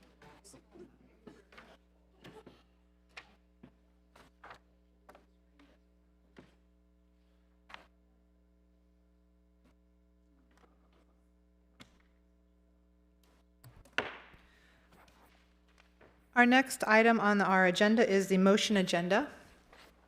We have 2 items on the motion agenda this evening. Mrs. Skank, please present item A on our motion agenda. To approve the purchase of highway rock salt from Cargill Incorporated, Salt Road Safety of North Olmsted, Ohio, in the amount of $69.34 per ton for the approximate usage of 3,500 tons over the 24-25 winter season. Thank you. Mr. Cahal, do you have anything to add? What's before council tonight is our typical and standard annual salt bid motion. This year we went through SWAP 4G, which is a purchasing consortium of governmental entities here in Ohio and Southwest Ohio. And Cargill has been identified as the lowest and best bidder based on their pricing of $69.34 per ton delivered to our door, which is less than we paid last year. So with that, I'm happy to answer any questions. Thank you very much. Do I have a motion to approve item A, to approve the purchase of the highway rock salt in the amount of $69.34 per ton for usage over the 2024-2025 winter season? Motion. Is there a second? Second. Having been properly moved and seconded, is there any discussion at this time? Okay, thank you. Hearing none, we will proceed to vote. Mrs. Skank, please call the roll. Mr. West? Yes. Mr. Horn? Yes. Mayor Slamka? Yes. Mrs. Carter? Yes. Mr. Farrell? Yes. The yeses have it, and the motion passes. Mrs. Skank, please present item B on our motion agenda. To accept a matching grant from the American Kennel Club's Adopt a Canine Cop program in the amount of $7,500 for the purchase of a new police canine. Thank you. Mr. Cahal, do you have anything to add? Just briefly, this would allow for the acceptance of the donation from the group to help offset the cost of replacing one of our canines. We do have the matching funds already appropriated in the budget, and what you'll also see is a corresponding supplemental appropriation that frees up these grant dollars. Thank you very much. Do I have a motion to approve item B, to accept a matching grant from the American Kennel Club's Adopt a Canine Cop program in the amount of $7,500 for the purchase of a new police canine? Motion. Is there a second? Second. Having been properly moved and seconded, is there any discussion? Hearing none, we will proceed to vote. Mrs. Skank, please call the roll. Mr. Horn? Yes. Mayor Slamka? Yes. Mr. Farrell? Yes. Mrs. Carter? Yes. Mr. West? Yes. The yeses have it, and the motion passes. That concludes the motion agenda. The next item on our agenda today is legislation. We have 12 items of legislation this evening. And Law Director, Mr. Ben Yoder, the legislation, please. Thank you, Your Honor. The first item is resolution number R 2024, a resolution authorizing a transfer subject to reimbursement from the general fund to the Airport Improvement Fund and declaring an emergency. Thank you very much. Acting City Manager, Mr. Cahal, the staff report, please. Yes, as mentioned at the last meeting, this is related to Taxi Lane B being realigned to our main taxiway near the Warbirds Museum area and Butler Tech's future development site. What this would do is temporarily forward funds to the Airport Capital Fund, and as we are then reimbursed to the FAA and ODOT, those will be then subsequently repaid back to the general fund. And I believe I'm happy, or I don't believe, I know I'm happy to announce that there was an announcement out of Senator Sherrod Brown's office today, and it looks like the grant award has been officially approved. And we'll be in contact after, assuming you folks bless some of the money changing that has to occur here, we'll proceed with that project in earnest. Excellent. Thank you so much. Okay, is there a motion to approve the resolution? Motion. Is there a second? Second. It has been properly moved and seconded. Is there any discussion? Okay, just want to say I'm glad we heard that grant was awarded. And so to continue, we will go ahead and vote. Mrs. Skank, please call the roll. Mayor Slanka, Yes. Mr. Farrell, Yes. Mrs. Carter, Yes. Mr. West, Yes. Mr. Horn. The yeses have it, and the legislation passes. Mr. Yoder, the next legislation item, please. Second item is ordinance number O 2024-52, an ordinance authorizing a contract with KT Holden Construction LLC for the widening and realignment of taxi lane B1 at the airport and declaring an emergency. Thank you. Mr. Cahill, the staff report, please. Well, it's related to the previous item. Now that you have moved the money around, we're in a position to award to the apparent low bidder of KT Holden and enter into a contract therewith and hopefully break ground here in the next few weeks. Thank you very much. Is there a motion to approve the ordinance? Motion? Is there a second? Second. It has been properly moved and seconded. Is there any discussion?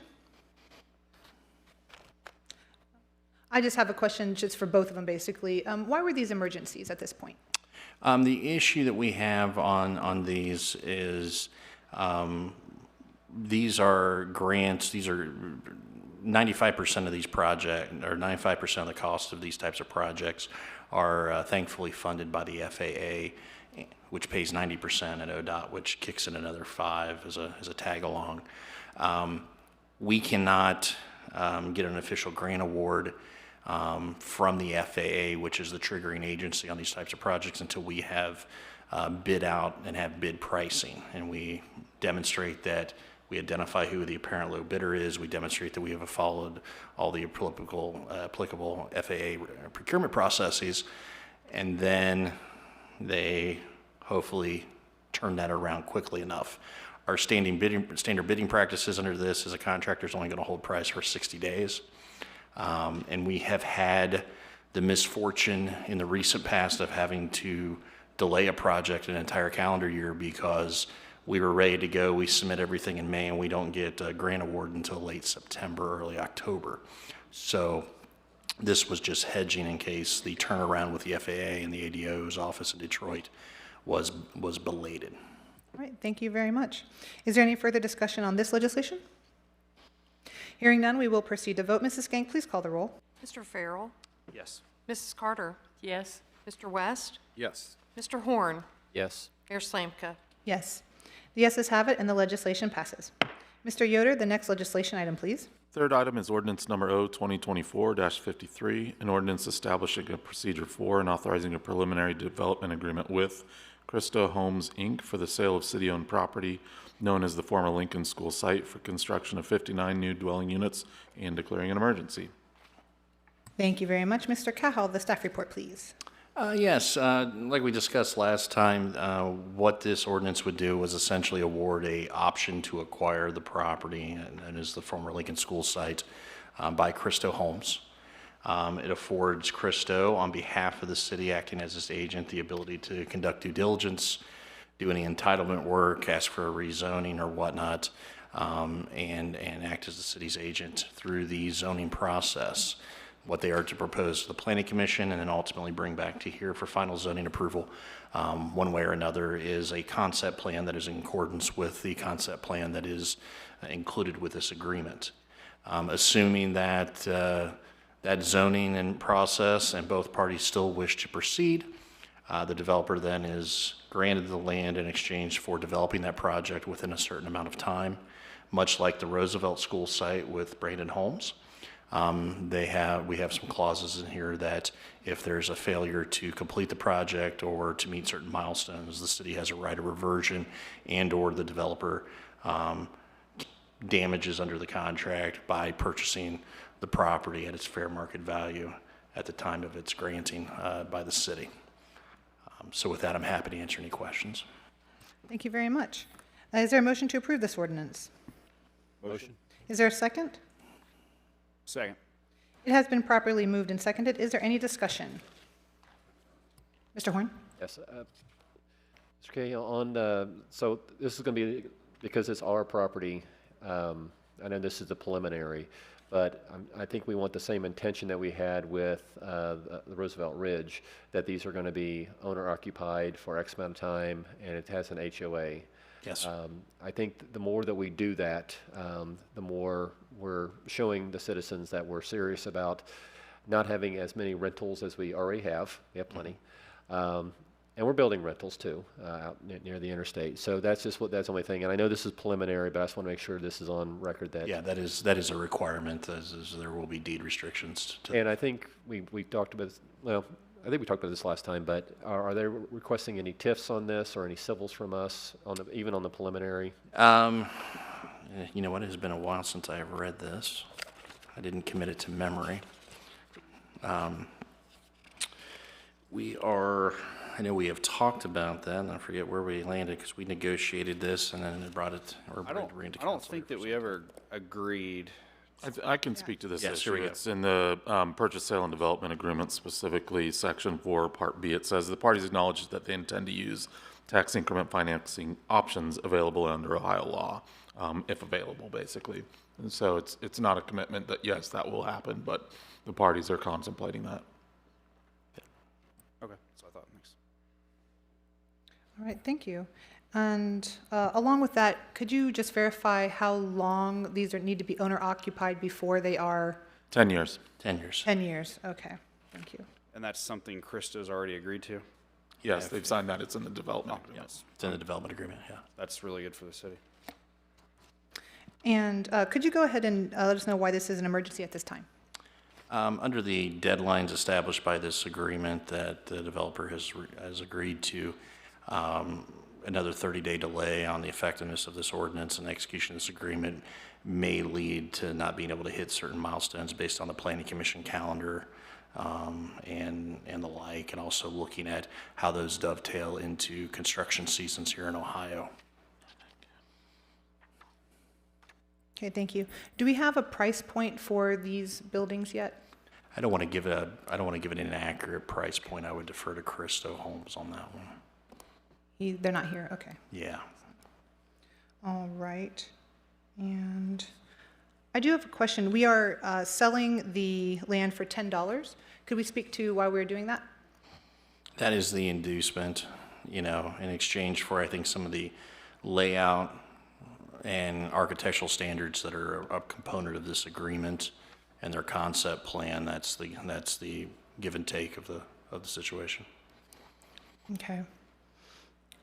Just because I'm hearing back from some people about this, I was wondering if council would mind just speaking to the opportunity to look at this as a non-emergency.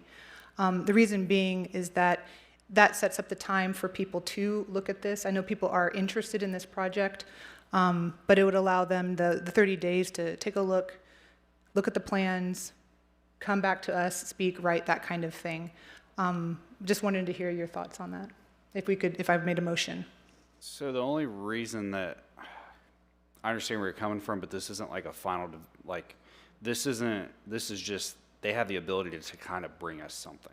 So this isn't us even saying yes to the final project. So that's kind of why, they're just obtaining the ability that essentially nobody else wanted to come in and say, would you be open to what we're trying to put together? Am I incorrect in that? Nope, that's exactly right. I felt very articulate with that answer. You did great. Thanks. So, yes, what you were talking about was when the RFP went out, how many did we get back? This round, we got two submittals.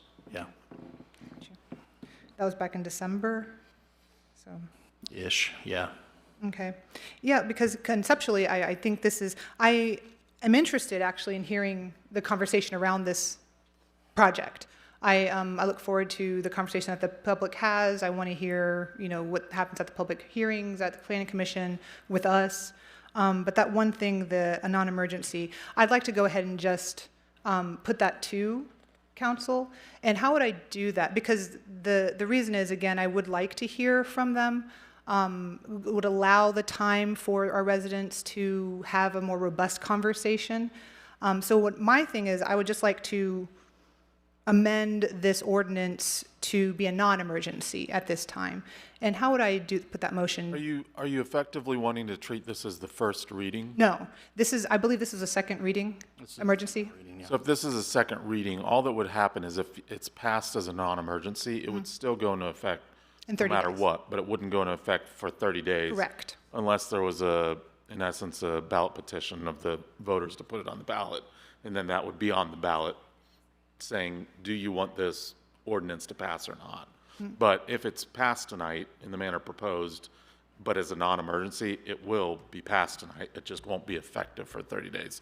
Correct. So it really doesn't change the ability of the public to give more input altogether. I suppose they could come to the next council meeting. If council changes its mind, they could then rescind the ordinance before it ever went into effect. Otherwise, the contract is set up really for, it contemplates that they'll have to go through the rezoning. And it's not a given that council, just because you vote for the purchase and development agreement now, that you must vote for the rezoning later. It's not a given at all. So there will be hearings before the planning commission and then ultimately come back to council, at which point both the planning commission and city council interested parties can come and give public comment as part of that public hearing on each of that. So if the public thinks this is the greatest thing in the world, great. If they think that it's horrible and they change their mind, council itself also has the ability to say no on the rezoning, at which point the property never transfers hands and the whole deal is done.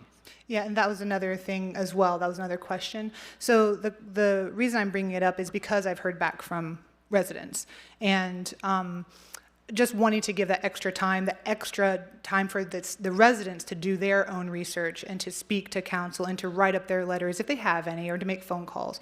That's why I wanted to put it to council this evening. We can take a vote on that motion, and then council can decide how they feel. But that's my. I understand that this would be that would be treated as a second reading, and then it would go into effect if it passes in 30 days. So that's the motion I want to put to council at this point. So that's all I'm talking about. I've spoken to several people about this just in the last few days, and their concerns were just misinformation. They were worried that it was going to be not owner occupied. The other thing is, they read the headline in the Journal but didn't open it, and they were like, how are you going to fit 59 homes on there?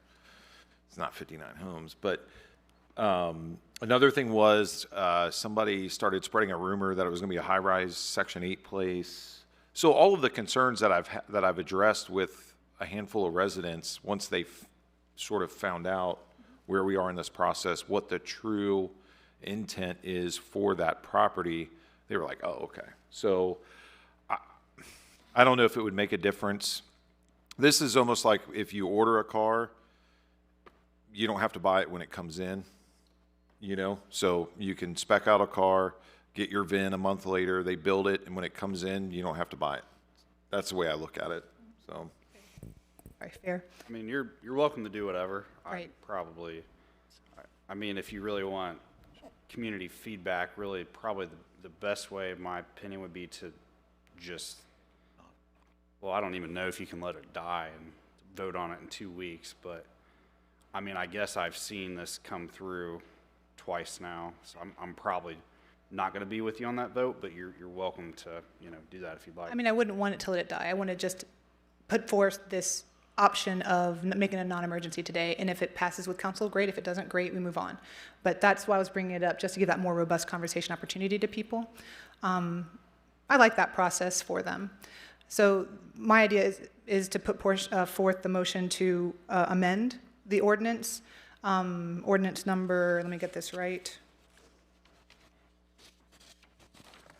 O-2024-53, to make it a non-emergency. And that's my motion. Is there a second? Hearing none, then that dies on the floor. So we can continue at this point.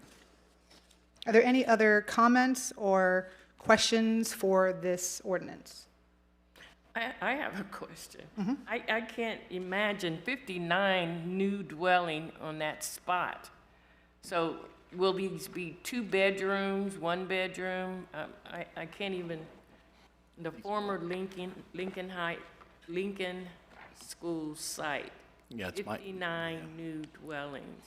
Yeah, it's my understanding that the majority of these units are probably going to be 2-bedroom in their layout. Sort of like condos / townhomes, landominiums, whatever the trendy word is to call them now. We also have that in our packets. You can see some of the layouts and the charts. And so, Oh, no, I'm sorry. I didn't. I mean, go ahead. that's fine. Yeah, so you can see some of those here, and also probably for the public hearing, when we do have ours, we'll have those for the slides as well, so people can see them behind us. So this is sort of one of my frustrations when it comes to housing in Middletown.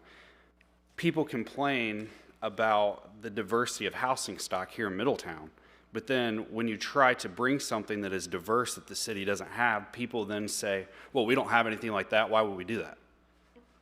I guess that's what I don't understand. We're trying to offer a product that doesn't exist, that is a need in our community, and then people say, well, it doesn't fit the neighborhood.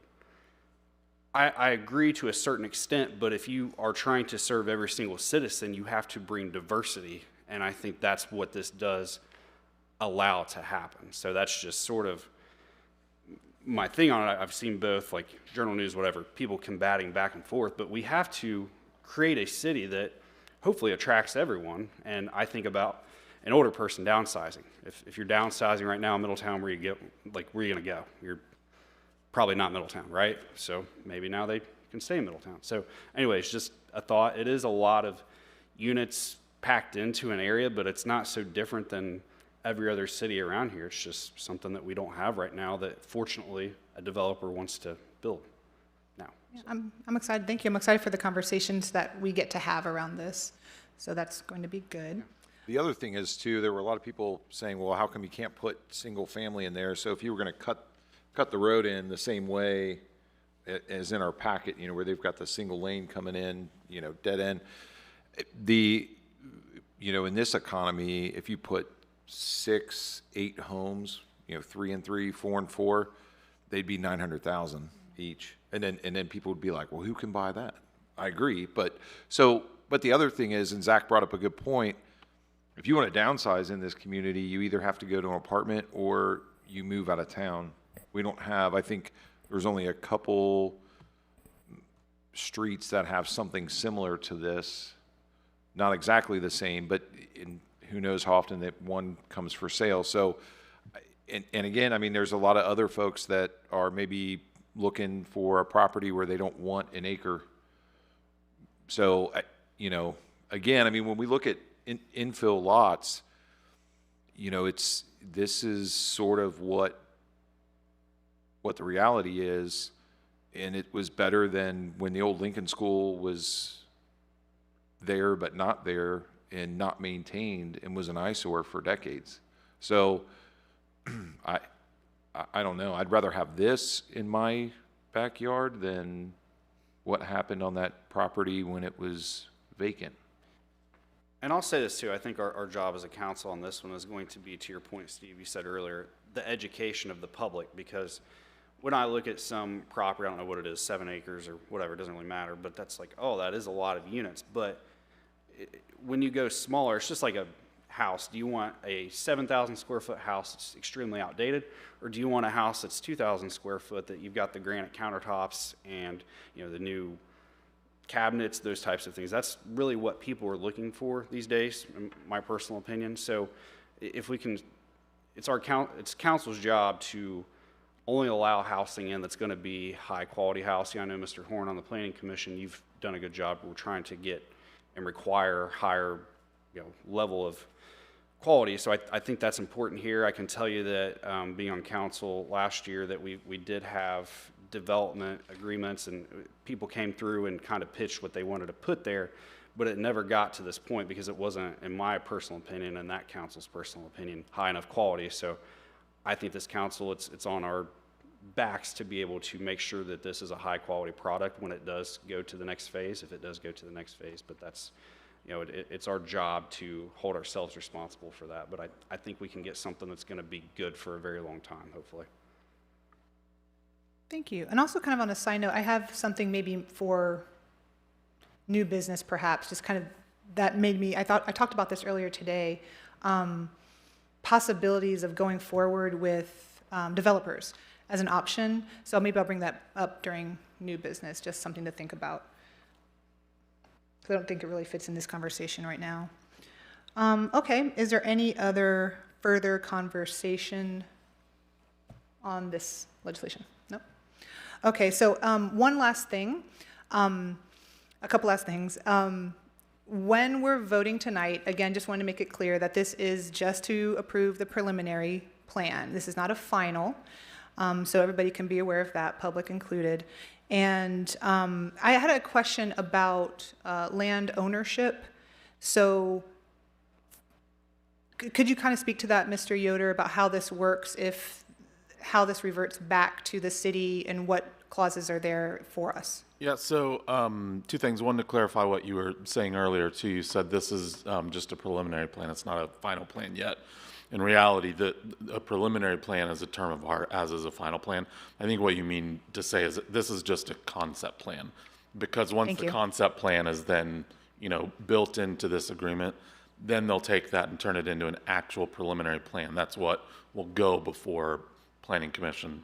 So just in case anyone's listening, this is not a zoning hearing at all. This is just approval of a purchase and development agreement based off of a concept plan. Then to your next point, in essence, the city will own it unless and until the due diligence is successfully completed and all of the developmental approvals, including all the zoning and those different things, are done. We will literally still own it until then. If at the end of the due diligence period, the purchaser elects to actually purchase it, then they will become the owner to it. At that point, though, that's when the rights of reverter kick in, whereby if they fail to meet any of the goals that they have, I think it's building 30 of the homes within 3 years, there's different things that they have to do to ensure that we're getting what we're, in essence, wanting. If they fail to meet those, then a right of reverter is a legal term that allows us to claw back ownership of the property from the purchaser if they don't meet those goals. So we own it, we would transfer it to them, but if they don't meet it, we could claw it back.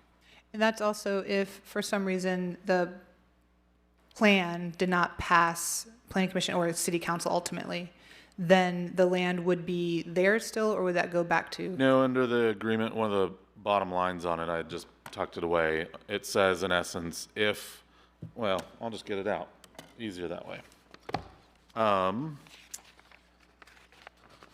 Under 5A, it says, unless the agreement is otherwise terminated by the developer at the expiration of the due diligence period, if developer has obtained all necessary development approvals, that's a defined term that includes getting it rezoned, and still desires to purchase the property, then they can exercise the right to do so.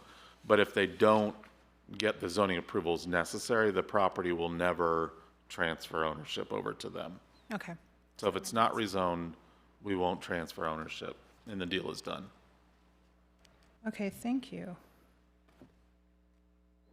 All right, so any other conversation? Hearing none, we will proceed to vote. Mrs. Skank, please call the roll. Mrs. Carter? Yes. Mr. West? Yes. Mr. Horn? Yes. Mayor Slamka? Yes. Mr. Farrell? Yes. Yeses have it, and the legislation passes. Mr. Yoder, the next legislation item, please. Fourth item is ordinance number O 2024-54, an ordinance authorizing the city manager to enter into an agreement with Middletown Community Foundation for the purpose of the city funding an endowment for the Middletown Rising Program with Miami University and declaring an emergency. Thank you. Mr. Cahal, the staff report. Yeah, as was presented, I believe, by Miami of Middletown and others at our last meeting, what's before you is an ordinance that would authorize an appropriation and transfer of $500,000 to be held by the Community Foundation in support of an endowment for specified scholarship activities at Miami Middletown. One thing to note here, I know the mayor and I talked about this the other day, that would recommend to you that if, regardless of the dollar amount that you're looking at, whether it's at $500,000 or something less or more, staff would recommend a slight revision to the disposition of funds. That's section 6 in your packet. When it talks about if Middletown City Council determines the need to recall the full value of the fund, I would recommend to you to strike out emergency use. That could be perhaps construed that there has to be some sort of declared emergency or whatnot. The city may find itself 15 years from now, in need of those funds for a certain particular need, or may identify that the funds that have been provided aren't being tapped into or aren't being utilized, and that a future council may decide that there may be a better use of those tax dollars than to continue to sit and gain interest for those purposes.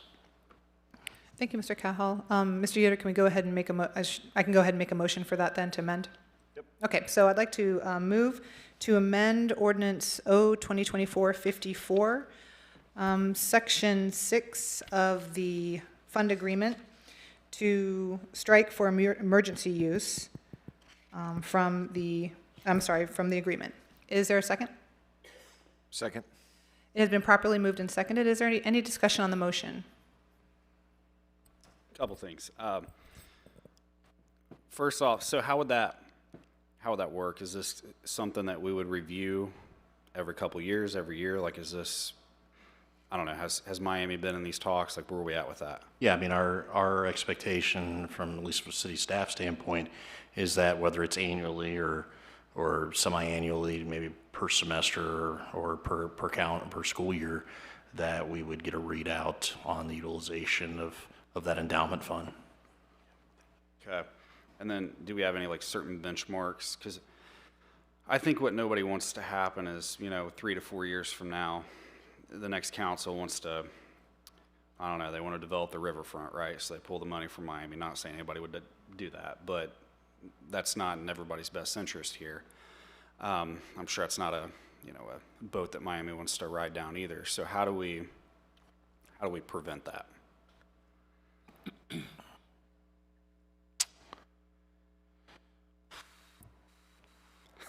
Maybe I'll jump in there. Yeah. Yes. Can't, ultimately. Right. That's the problem of any time there's a elected body whose members can change out over time, including Miami's as well. It's something we all suffer through, for better or worse. Yeah. So I do think there needs to be something like this. I do agree with that. I don't think it's fair to do like per semester. I think this is my personal opinion. I'm not saying I'm right in this, but I think, I don't know if like 2 years is fair. I don't know if anybody has any other thoughts, but I think you have to, if you were to ever pull this, hopefully that's never a situation, but if you were to pull people's scholarships that they depend upon and whatnot, I think you have to give a large amount of time for Miami to be able to prepare for that. So I'd be interested in hearing what everybody else has to say on that. Yeah, that's a good idea. I mean, you're going to have users, and so you can't just have a council come in here and say, we want to paint sidewalks with rainbows or whatever, and then they pull it. So can there be a provision in there that if they opt to pull it, it would be like future date of 48 months? Is that possible? So it wouldn't be immediate. It could be, or there could be language, I'm just talking out loud here, there could be language that maybe it's not a full redemption, that it's a redemption of the original principal put into the fund, net of whatever is necessary to cover any already obligated scholarship offers. Yeah. Because, I mean, in all honesty, the foundation and MUM, they're going to be looking at, okay, what's this fund going to generate in interest earnings and whatnot, and you just don't go to college unless you're, got a big brain. You're not going to college for just 1 year. You're going for, usually 4. So, in fairness for this program to work, you just don't want to offer, Mr. West a scholarship for year 1 and then say, well, you have year 2 we haven't even thought about yet. So that's a good point. So with that being said, it was mentioned 48 months, 2 years lead time, basically. So if we were going to amend the motion, then would that be to remove for emergency use and add with a 48-month lead time to honor already awarded scholarship offers? Is that kind of the wording that you're looking for, or what are you thinking? How would we amend that? I think where your folks are wanting to go, I think what I'm hearing is that the city wants to stand by any obligations that the fund has incurred. And we don't want to pull the rug out from under any student, no matter how much of a fiscal issue we may be dealing with. I would probably advise staying away from a timeline specific and maybe make it just net of those obligations. So, Agree, yeah. What does council think about that? Yeah, yeah. I think that's fair. So how would that wording then go tonight? Because we're going to be voting on this tonight. that's why Mr. Yoder's So basically, it looks like the wording to amend the motion just now was to pool for emergency use, and the city, somehow we're going to word it, the city stand by the net amount of scholarships at that time, Yeah, at the time of notice, yeah. at the time of notice. Really, let's try that again. So I looked through both the legislation and then also the Exhibit A, which is the fund agreement. And in it, it basically, what the legislation effectively does is says, we're going to give a one-time shot in the arm of $500,000 that we're going to put into that. It doesn't say anything about future additional funds from the city. It's just the $500,000 that we're going to do now. So we give that over to them. I don't think, therefore, we need to change per se anything in the legislation. All it's doing in the legislation itself, the ordinance itself.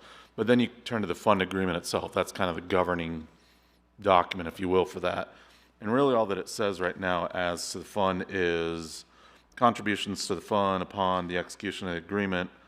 Let's see, the Middletown Community Foundation has exclusively control over and contributed assets unless donor withdraws its donated funds in accordance with this agreement.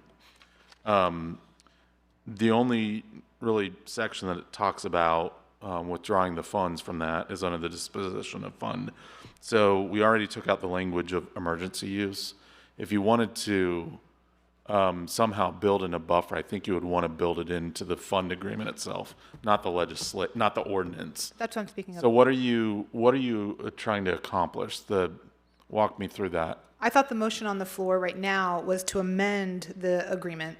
As Part to 6. emergency, that. Right, to take out emergency use. right. We haven't voted on it yet, though. Yep. But then also to somehow add language at the same time, in the same motion, maybe to amend the amendment, to add something that honors those net scholarships. The net, that's what I'm getting at. What do you I mean see by what you're- net scholarships? I think what you're saying, Ben, is essentially it doesn't really need to be voted on. It can just be added to the be added to agreement the later on. So it's really Is that not. true? Well, we're voting to authorize Nathan to sign the fund agreement. So if we want to So I guess tweak any of it, the time Fund is. agreement would then need to be, But what is the net? So what are you basically, getting at? Sorry. there would be a clawback, a provision to a clawback provision where if a future council decided they wanted to pull that $500,000 endowment back for whatever pet project, because it wouldn't necessarily, anyway, there's going to be users on that endowment, so we don't want, if that, God forbid, were to happen, we don't want those scholarships to be yanked out.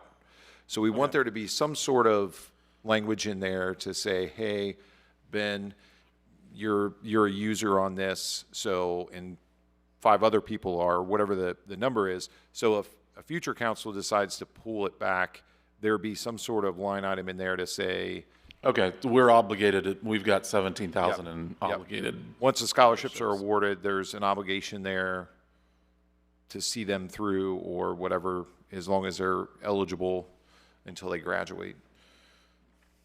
So that's the wording we need. Yeah. Yeah.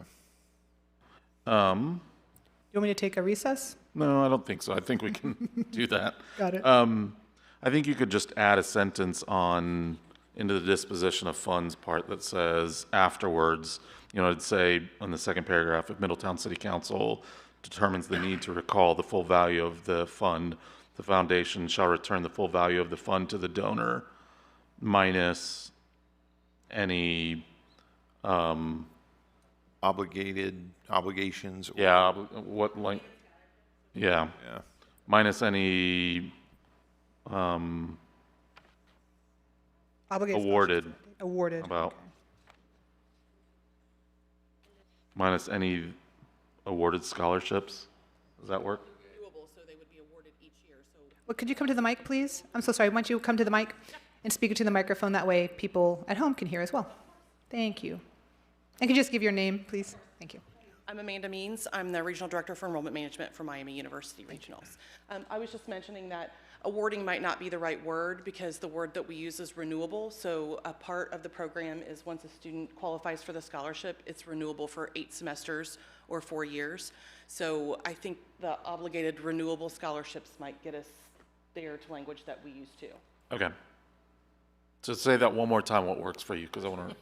The obligated renewable scholarships for eligible students. I like that. You should be a lawyer. Thank you, Ms. Means. Thank you. Okay, so I'll read that back. Where we are now, again, if anybody's following along, in the fund agreement, it's section 6, second paragraph. If Middletown City Council determines the need to recall the full value of the fund, the foundation shall return the full value of the fund to the donor, minus any obligated renewable scholarships for eligible students. It's perfect. All right, so now, there's a motion on the floor right now, correct, to amend to take out for emergency use. Do we have to vote to add this amendment to that, or can I just add it in? Just add it in. I'm adding it in. Yep. Okay, so again, so now let's vote. Let's go ahead and vote on that phrasing to recall the full value of the fund. The foundation shall return the full value of the fund to the donor minus any obligated renewable scholarships for eligible students. And Ms. Gank, would you please call the roll? Mr. Horn. So I think we had to, is this just The language. this is just a motion to amend the fund agreement, not to vote on the actual thing itself. Okay, And I think we already had the motion in the second. We did, yes. You moved and Mr. West seconded to amend the agreement. So, Everybody? And to Okay. be clear, it's amending the agreement both as to striking the emergency language now and adding the language minus the obligated funds. Obligated renewable scholarships for eligible students. Okay, so Mrs. Gank, would you please call the roll? Mr. Horn. Yes. Mayor Slamka. Yes. Mr. Farrell. yes? Mrs. Carter. Yes. Mr. West. Yes. The yeses have it, and the motion passes. So the actual fund agreement has been changed. So now we can go ahead and speak to the legislation itself.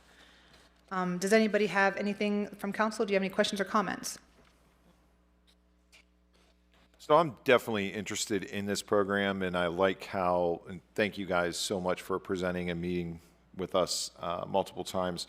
I think there's a lot of potential here when we look at, for X amount of money, this is the potential the endowment can serve based on if the students have any other eligibility for partial Pels, things like that. So I think it's a great start. I know Community Foundation's looking into it into future years for potential contributions. And so I see the value in this because higher education is something that we need more of in our communities. I don't know if I'm comfortable at 500,000. As everybody knows, like we're making some serious investments rather quickly. I would probably be okay with 400K. I don't know how others feel. Yeah, let's have that discussion, because I did also ask perhaps for Miami to be prepared for a smaller amount, so we can also invite them to the podium in a moment. But do other council members have a feeling? I'm also of that, I'll let you guys go first. Does anybody have any comment as to the amount? What'd you say, Mr. Horn? I'm sorry. I'm okay with 400. Okay. Does anybody else have any comments as to the possible change of amount? Yeah, I mean, when we originally met, I think on my end, I try to make it clear at least. The goal ultimately, everybody working together, in my opinion, was to always get to 500. So I think 400 is a good number. I mean, we've gotten contributions from, one group has already committed some funds. And I mean, hey, here's the deal. If this program flourishes, there's no reason you can't come back next year.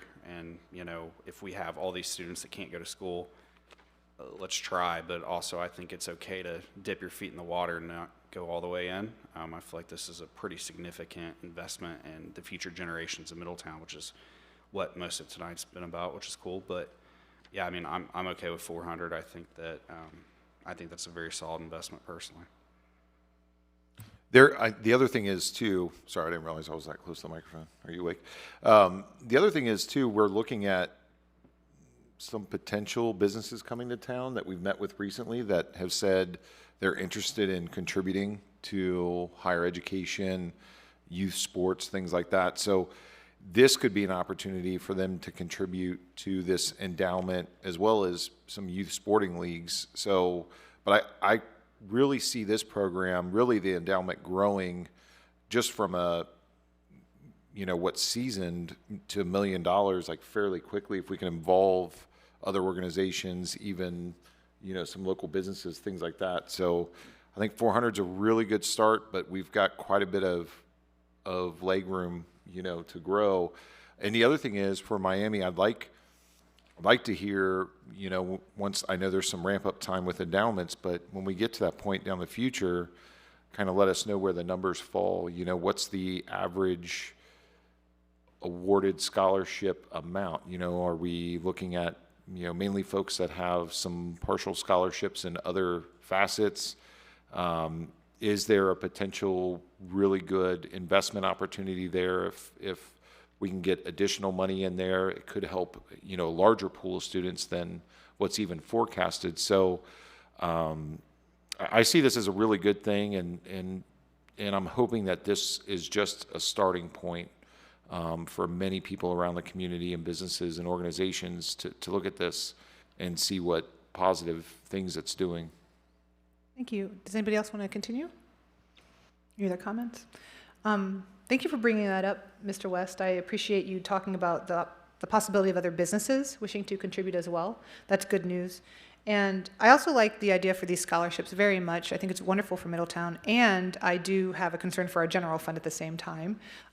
So this would be coming out of our general fund, and that's another reason why I did ask for Miami to be prepared to just give us some numbers. What would that look like if the amount were to lower to 400,000? If it were to lower to 300,000? If it would lower to 200,000? Would anybody like to come up and speak to that? Thank you. No, go ahead. We'll go together. Okay. And please go ahead and just give your names. Hi everyone, Sarah Nathan, Director of the Community Foundation, and we are so excited about this initiative. Our Community Foundation Board is very excited about it. We already allocate over $100,000 a year to Miami Middletown. That will be part of this program. I think that showing some success that our board will allocate additional money to this endowment fund. So I just want to say that while I had the opportunity.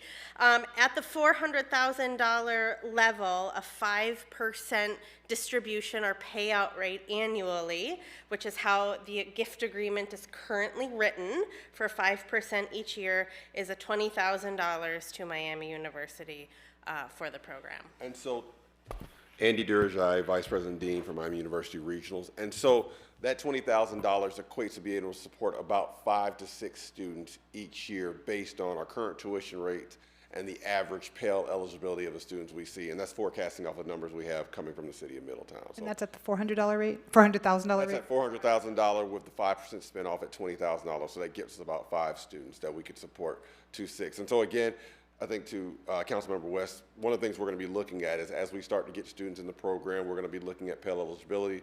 We're going to be looking at available scholarships that students get. Hopefully our students are coming out more prepared at Middletown High School and our local high schools, so they're eligible for more scholarships, so we can serve more students. So, I agree. I think this is a great start. Kind of gives an idea of what we can do and how we can get going from there. But I think, again, as many of you mentioned, this would just be the beginning for us. I just wanted to add one thing. Originally, we were anticipating a 4% earn for Miami before it was going through the foundation. So it would be closer to 6 or 7 students. And then depending on aid and the new FAFSA changes, 6 or 7 still at the 400,000 if we're looking at the 5%. So 6 or 7 for 400,000. Where would we be at 500,000? Just curious. How many students? If we're going through the 5%, then it would go up closer to 7 or 8. Now, again, it is very dependent on the Pell eligibility of the incoming classes. But that's what we would estimate, 7, maybe even 8. Do you have numbers for 300 and 200 as well? So we can just take a look at that. for 300, and Okay. if you have a calculator, we can do the math really quick. 5% of 300,000 is 15,000. Okay. Or 3 or 4 3 to students. 4 if Three to we're four thinking about the average of half Pell being covered. Okay. Thank you very much. Do you have any other questions while they're up at the podium? Nope. All right. Thank you very much for doing that for us. Thank you.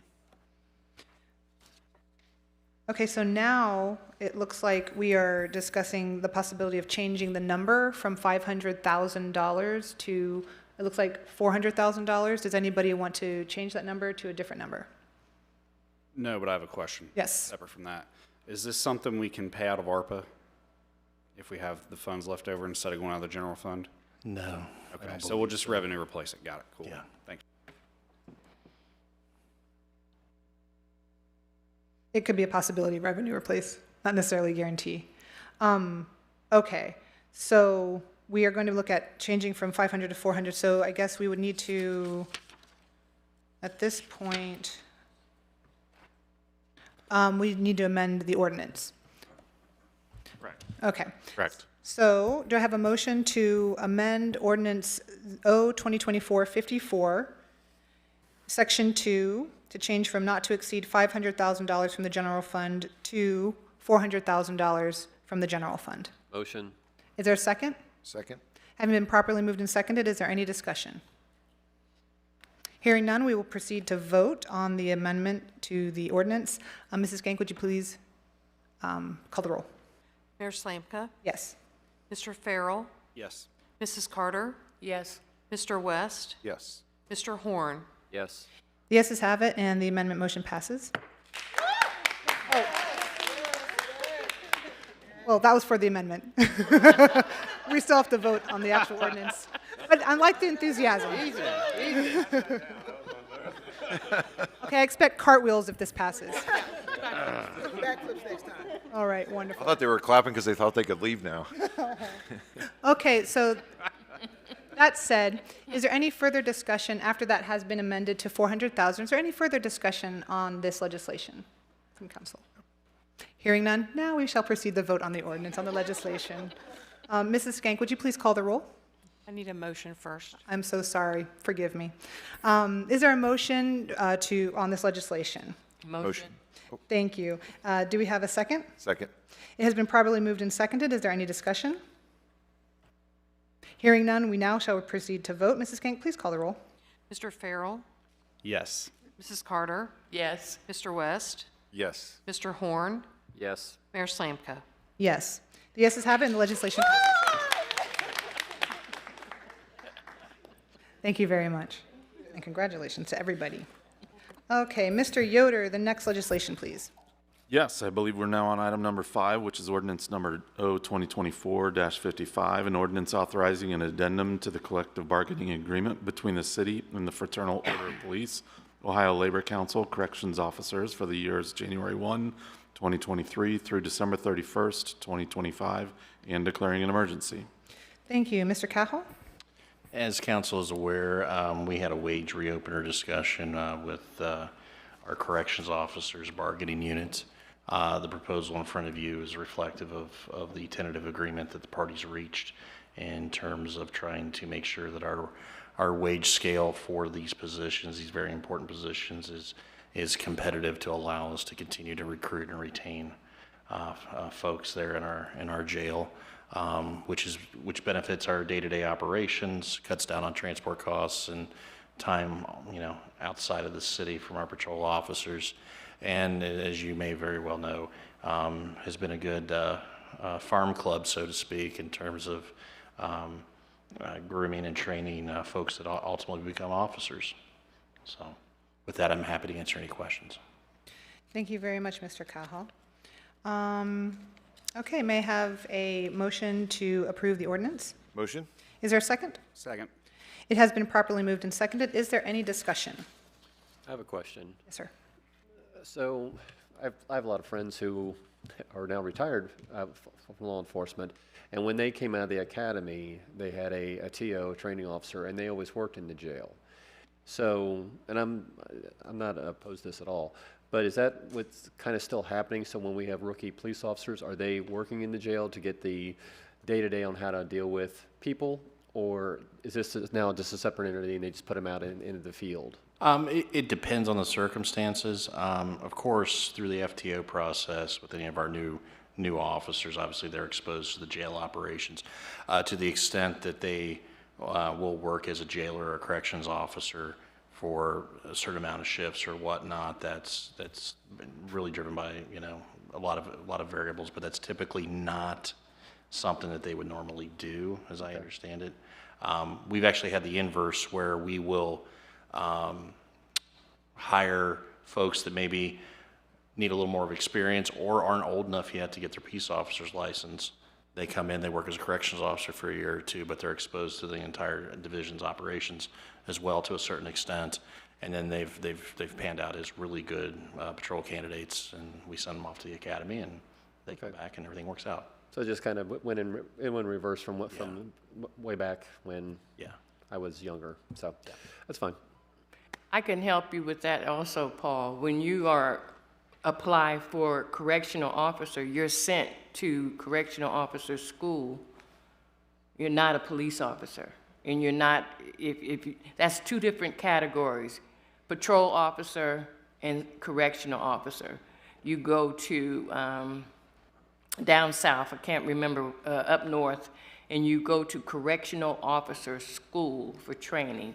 If you are a police officer, a patrol officer, and you apply and you somehow don't make it, then sometimes they will take you. But there is definitely training for a correctional officer. It's not. Is your microphone on?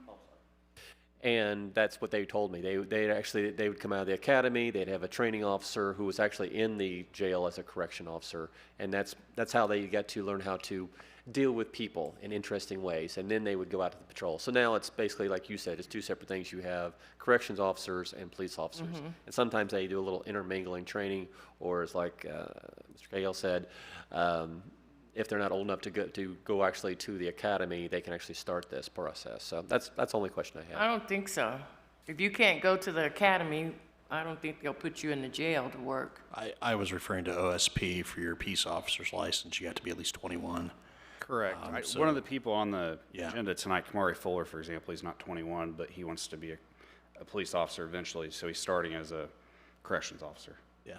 They put you in the jail to work as a correctional officer? Yeah, we can hire at 18 for the jail, whereas for a patrol officer, for them to be eligible to, whether they go to OSP or Butler Tech or Sinclair or whatever academy they may go, they have to be at least 21 before they can be issued their peace officer's license. Okay. In Ohio? Yes, ma'am.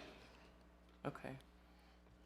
Thank you. Are there any other questions at this point? No, I'm just glad. I've been trying to push this for like a year now, so I'm finally glad that we can. Yeah. Wonderful. Thank you. Just a couple questions, and as usual, could you just speak briefly to why this is an emergency at this time? The parties reached this agreement. In fairness to our employees, we reached a tentative agreement between management and labor probably about a month and a half ago. And obviously we had the labor attorney draft this up, and we are trying to make this as effective as soon as possible. Okay, and then the other thing we had mentioned that we obviously want to be competitive. I'm just curious, what do other COs in surrounding communities earn?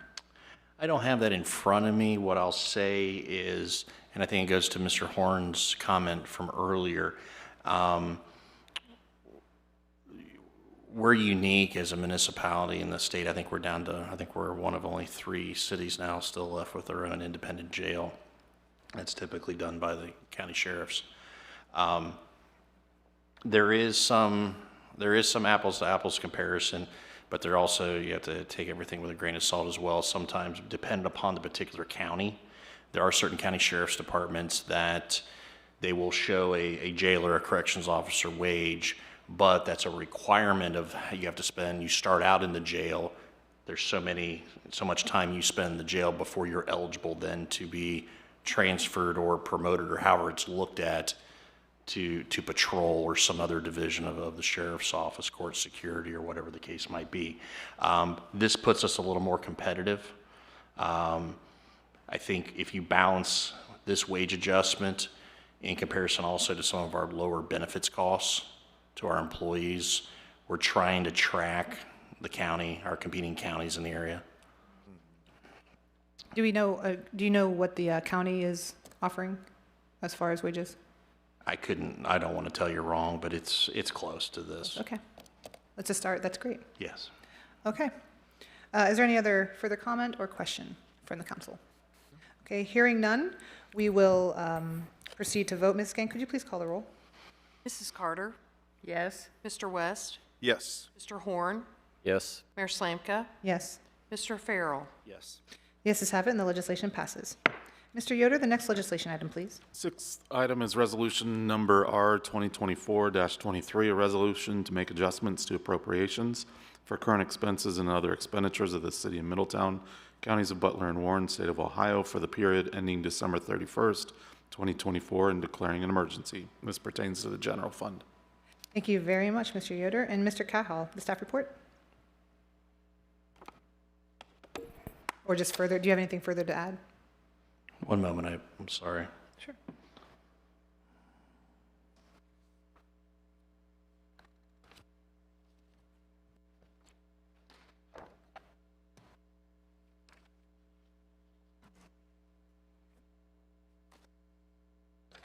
No, I have nothing further to add. I just want to make sure something was written properly. All right. Thank you. Well, Thank you for your grace there. certainly. So, okay, nothing to add. So is there a motion to approve the resolution? Motion. Is there a second? Second. It has been properly moved and seconded. Is there any discussion? And could we just speak to why this is an emergency? Oh, we already did actually, because this is pertaining back to the K-9 that we talked about earlier. Yeah, this is the corresponding legislation to move the money around and allow for the purchase to occur. All right, looks good. Any other comment or question? No. Hearing none, we shall proceed to vote. Mrs. Skank, would you please call the roll? Mr. West? Yes. Mr. Horn? Yes. Mayor Slamka? Yes. Mrs. Carter? Yes. Mr. Farrell? Yes. The yeses have it. The resolution passes. Mr. Yoder, the next legislation item, please. Seventh item is ordinance number O 2024-56, an ordinance approving the execution and delivery of the Sixth Amendment to the final development agreement with Woodard Development LLC and the Warren County Port Authority related to the development of the Middletown and Warren County Sports Arena and Event Center and Hotel project and declaring an emergency. No actions requested on this until the August 20th council meeting. Thank you very much. Mr. Cahal, do you have anything to add? Obviously the staff report hopefully summarized things sufficiently, but this is per the request of the Warren County Port Authority, one of our development partners on this project, is subject to a very stringent right of reverter and some other strings attached. They're requesting the city to transfer over the event center, the arena site, to them to allow them to apply for some state grant funding, but one of the prerequisites for that is their understanding is that they have to show that they hold title to the property. But under our development agreement, they would normally have had to have now waived all contingencies related to their financing package and assumed all the obligations under the original agreement for, debt service and everything else on the TIF. They're not in a position just yet to do that, so this is an accommodation, if you're so inclined, that would allow them to apply for those state funds, which would lower the financial risk of the parties involved. But that's at your folks' discretion. Thank you. Oh, thank you, Mr. Cahal. As this is second reading emergency, there is no action required on this legislation item tonight. However, is there any discussion at this time? Yes. Yeah, Mr. Horn. How do you feel about that, Nathan? The city, in my opinion, sir, is the city is sufficiently protected. Its interests are protected by this amendment. The worst case scenario is that if the Port Authority does not waive its obligations in totality and assume all the other obligations under the agreement, there's a right of reverter that doesn't require them to take any other affirmative action. It's sitting in an escrow account, and we get it back in March. Okay. Thank you. Any other questions or comments? Okay, and that was basically what I was wanting to know. If they apply, so if they apply to this grant, it is not awarded, then the land is back to the city. Or they can just waive the remaining contingencies, because probably running parallel to that, they will finalize their financing package and be in a position to where they can, say, hey, we're go for launch, and proceed with construction. So, hopefully the award timeline, we put in, the city attorney's office put in that March deadline because that was already the current hard stop on their option to acquire the property already. Because in a previous amendment, the city communicated to the Port Authority that, hey, the city's willing to wait as one of your development partners. We understand that Woodard Development will probably get going a little bit ahead of you. Because some of the financing and planning of this facility is very complex. It takes time, but the city needs to have that conversation and make sure that we're not waiting forever, and that at that point in time, if the city council was desirous, you may look at other alternatives or give further extensions. Okay, thank you very much. Is there any further discussion at this time? Okay, hearing none, we will move on. Mr. Yoder, the next legislation item, please. Eighth item is ordinance number O 2024-57, an ordinance authorizing an American Rescue Plan Act Infusion Grant Program agreement with Christina's Creative Hair Design LLC for the acceptance of American Rescue Plan Act funds as a provision of government services to the extent of the reduction in revenue and declaring an emergency. Thank you. Mr. Cahal, the staff report, please. Yes, Mayor, members of council. The next 4 items on the agenda are all related to the same program, and that's our ARPA infusion program that was established back in 2023 and has continued over into this calendar and fiscal year. What's in front of you in these next 4 pieces of legislation are just individual subrecipient agreements to these businesses that have been identified as qualifying under the city's grant program guidelines that were established last year. And then beyond that, I'm happy to answer any questions you may have. Thank you. Is there a motion to approve the ordinance? Motion. Is there a second? Second. It has been properly moved and seconded. Is there any discussion? I Ms. Carter. went over these, and one particular one,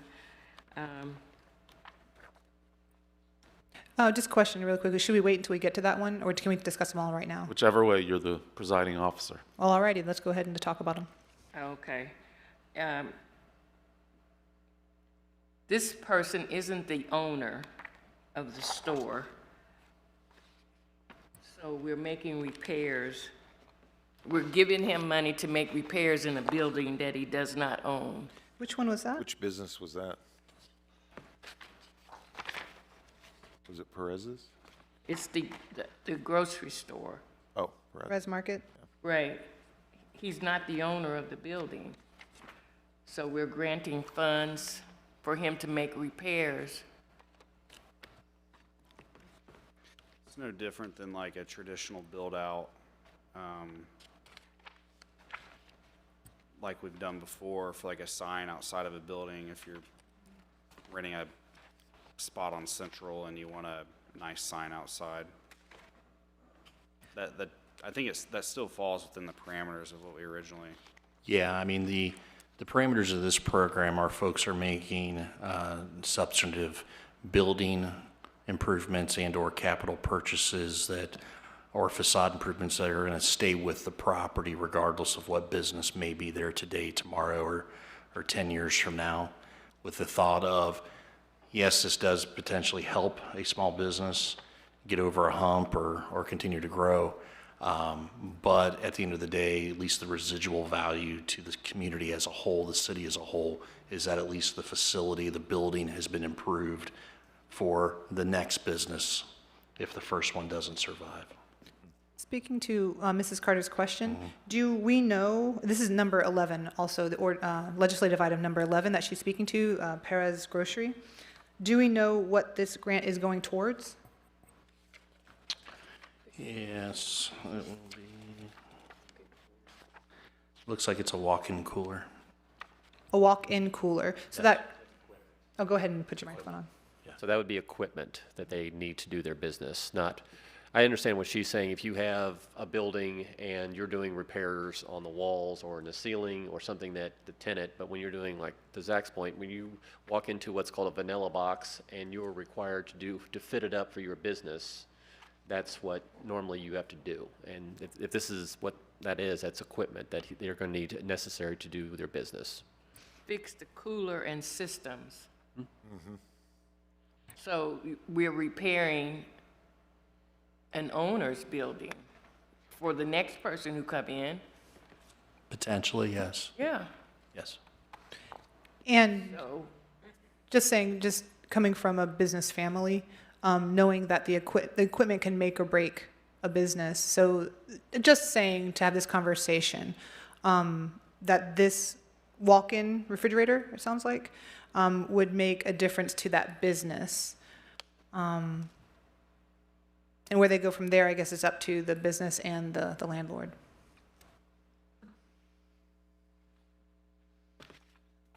then we have another one that I looked at, Air Force One. They didn't complete the paperwork. And that's number 9 on the legislation. I'm sorry, Mr. West? Number 9 is Air Force One. Shaddux is number 10. Oh, my bad.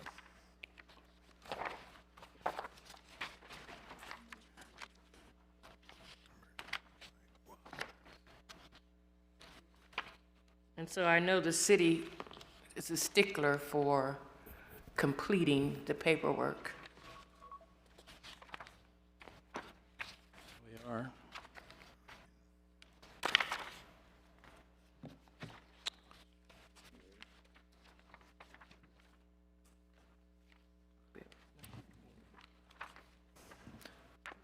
I see where they've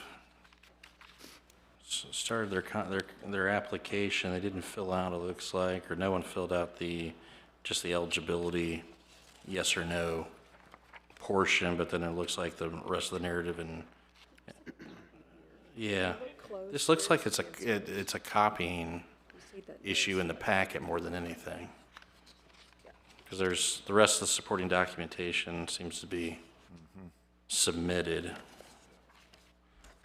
They very well maybe just be a copy error.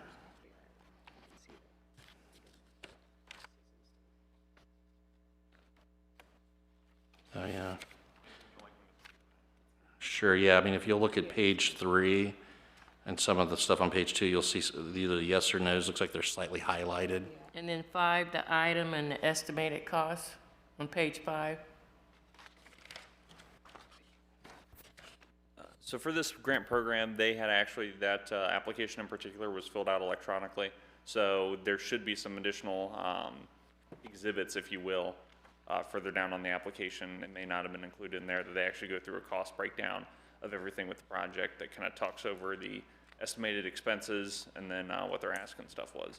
So I think there's something after has the question as to or break down the itemized expenses. There should be something in text that says, please refer to the next follow-up piece, the attachment, if you will. That was in the proposal. On page 5? Do what? On page 5, that's the page I'm looking at, where it says itemized eligible expenses that this grant would help compensate. Mm-hmm. Yes, it's the next item that's highlighted in black. So further along, it's the attached proposal there that goes through the quotes and the breakdown of the itemized expenses. I'll show her. Yeah.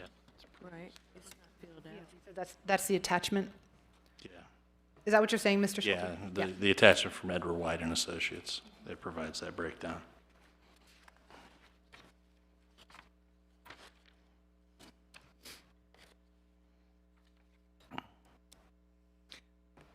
Would you, Ms. Carter, would you want to make a change to anything? Is that why you bring this up, to further the conversation? Do you want to have more information given before we vote on these particular ones, or what are your thoughts? My thoughts, we're making repairs for owners of a building. It's not the person that's in the building that's Very few small businesses own their buildings, though.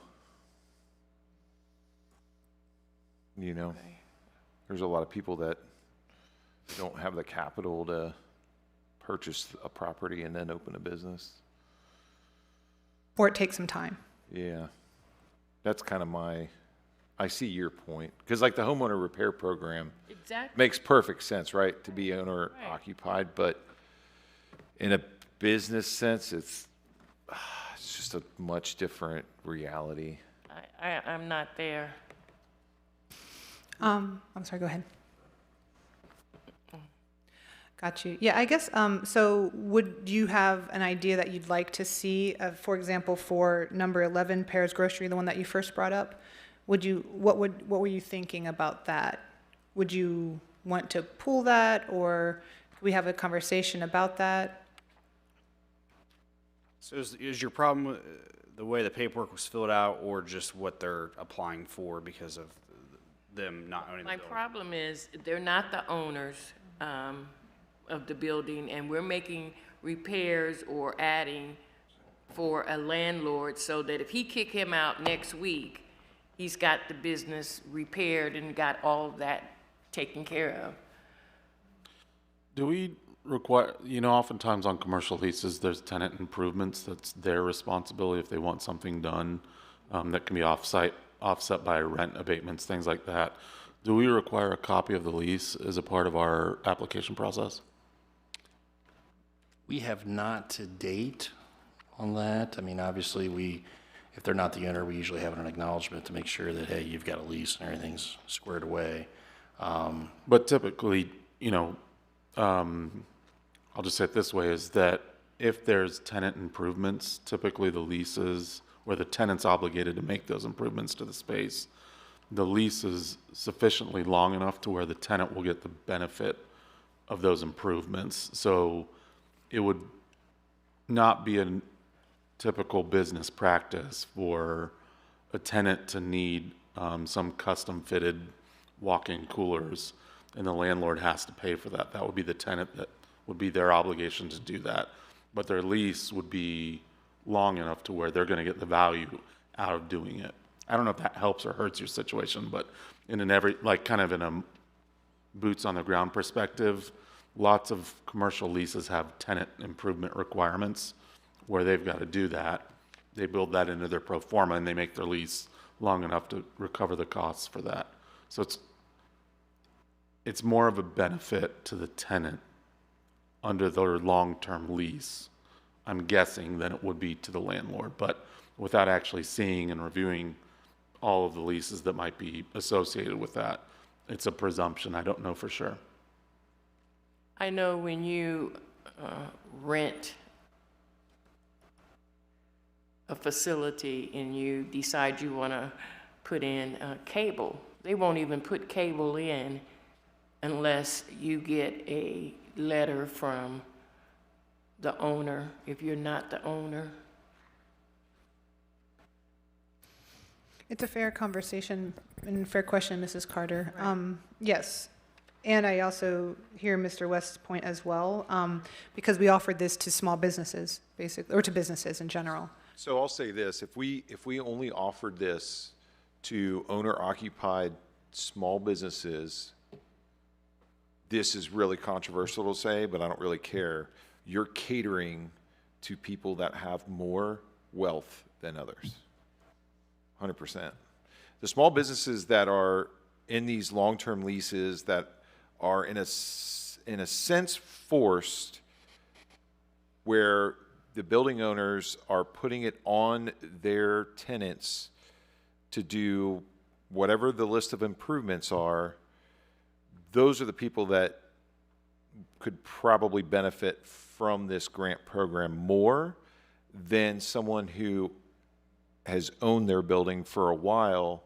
There's two different scenarios here. So you have somebody who is operating a grocery store as a tenant, right? And they haven't bought the building because their business isn't, making enough, or the owner doesn't want to sell, whatever the case may be. you have, okay, so I'm completely fine with this exact scenario. Now, you have somebody else who, for example, Shattuck's Pizza, they are coming to the table saying, yes, we've been in business for decades. Shattuck's themselves has been in business for decades, maybe not necessarily the same owner, but they're bringing a bunch of capital to the table to say, hey, we just need a little bit of help to do these massive improvements to an aging building to better serve the community, right? So in that sense, I really like Shattuck's coming to us knowing that they're bringing capital as well, and the other small businesses not bringing capital because, like, for example, Christina's hair salon, that building was owned for many years by someone else, and she was a tenant for, how long has she been in business? 10 years? I don't know. A while now, right? And so I just think this is a much different scenario when you have a small business than a homeowner repair program. Because a homeowner repair program, if you look at the way that's crafted, if you're a tenant and you put new windows in, and let's say you're renting from, well, I won't say any names, but you're renting from people that typically do not maintain their properties, you put new windows in, that's a direct benefit to the landlord. So putting in cooling system isn't a direct? But that's on the lease operator. That's on the grocer to have that up and running effectively so they can keep their business afloat. I wouldn't necessarily say that's on the landlord, the property owner, because even if, let's say, that grocery store moves out or closes down in 6 months or a year or whatever, and that walk-in cooler is left behind, that could be a liability more for that property owner, because now their property is more geared for somebody to come in and operate that building as a grocery store, not just anything else. And it really does, like what Mr. Yoder was saying, I believe, it does depend on the lease itself. Each one could be different. Sure, but So we don't know. If we're going to go down that rabbit hole of only doing this grant program for people that own the property that their small businesses in, you're going to serve a very small subset of candidates. And I believe also this ARPA grant is ending, correct? This is the last round that we will be receiving? Yeah, this is, once we're through the queue on these, we're done. We're done, so this is it. It's a timing issue. Do we have, towards Mrs. Carter's question, do we know which people own their buildings? I believe, It says no cooling system currently. probably. Project to fix I'm sorry. walk-in and fix coolers for the grocery to offer cold produce. No cooling system currently. So what we would do is give them money to put in a cooling system. You're allowing them to serve a more diverse, customer base by doing this. They're already in operation, right? So you're just allowing them to grow their business, which originally is what this was created for. I see where you're coming from with the homeowner versus the renter, but commercial leases are different than residential leases in an aspect of, generally in a commercial lease you take on more liability of the property, whereas in a residential lease it's generally the person. To Steve's point about the windows, I agree. That's a direct benefit to the owner, whereas in a commercial space you're pretty much in charge of everything outside of the shell of the business. So it is different in my personal opinion. And also, this was not created to, I remember the last time, and I'll say it, that we did these. We're putting in HVAC companies for law offices, and we're putting on roofs for businesses that have been in business for 100 years, and I'm supportive of all those, but this is not to be inclusive of only one or two things. Originally, this was created to help small businesses that were on the verge of shutting down, or that if we gave them a little bit of help, they could kind of grow.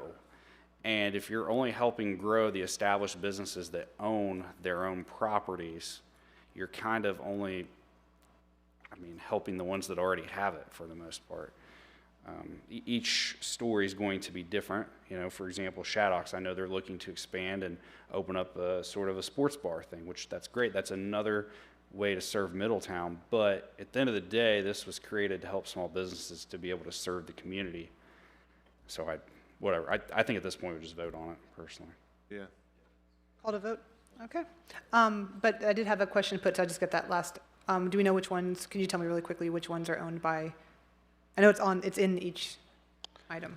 Yeah, I think it's 2 out of the 4, I believe. I think Shattuck's and Christina's, but I think the other 2 are leases. So that might make a difference to voting. So we're looking at legislation item number 8 as a owner and legislation number 10 as an owner. I did have some more questions, though. I know we have we do want to vote, but I did have some other questions to address to staff. I always like to know why things are an emergency at this time, but also because, as Mr. Cahal and I discussed, technically speaking, we do have time to go through this process, but there is a certain reason that this is an emergency. Mr. Cahal, could you speak to that?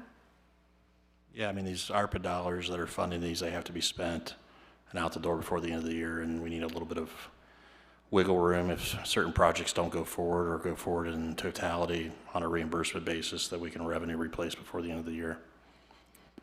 Because time is getting squeezed.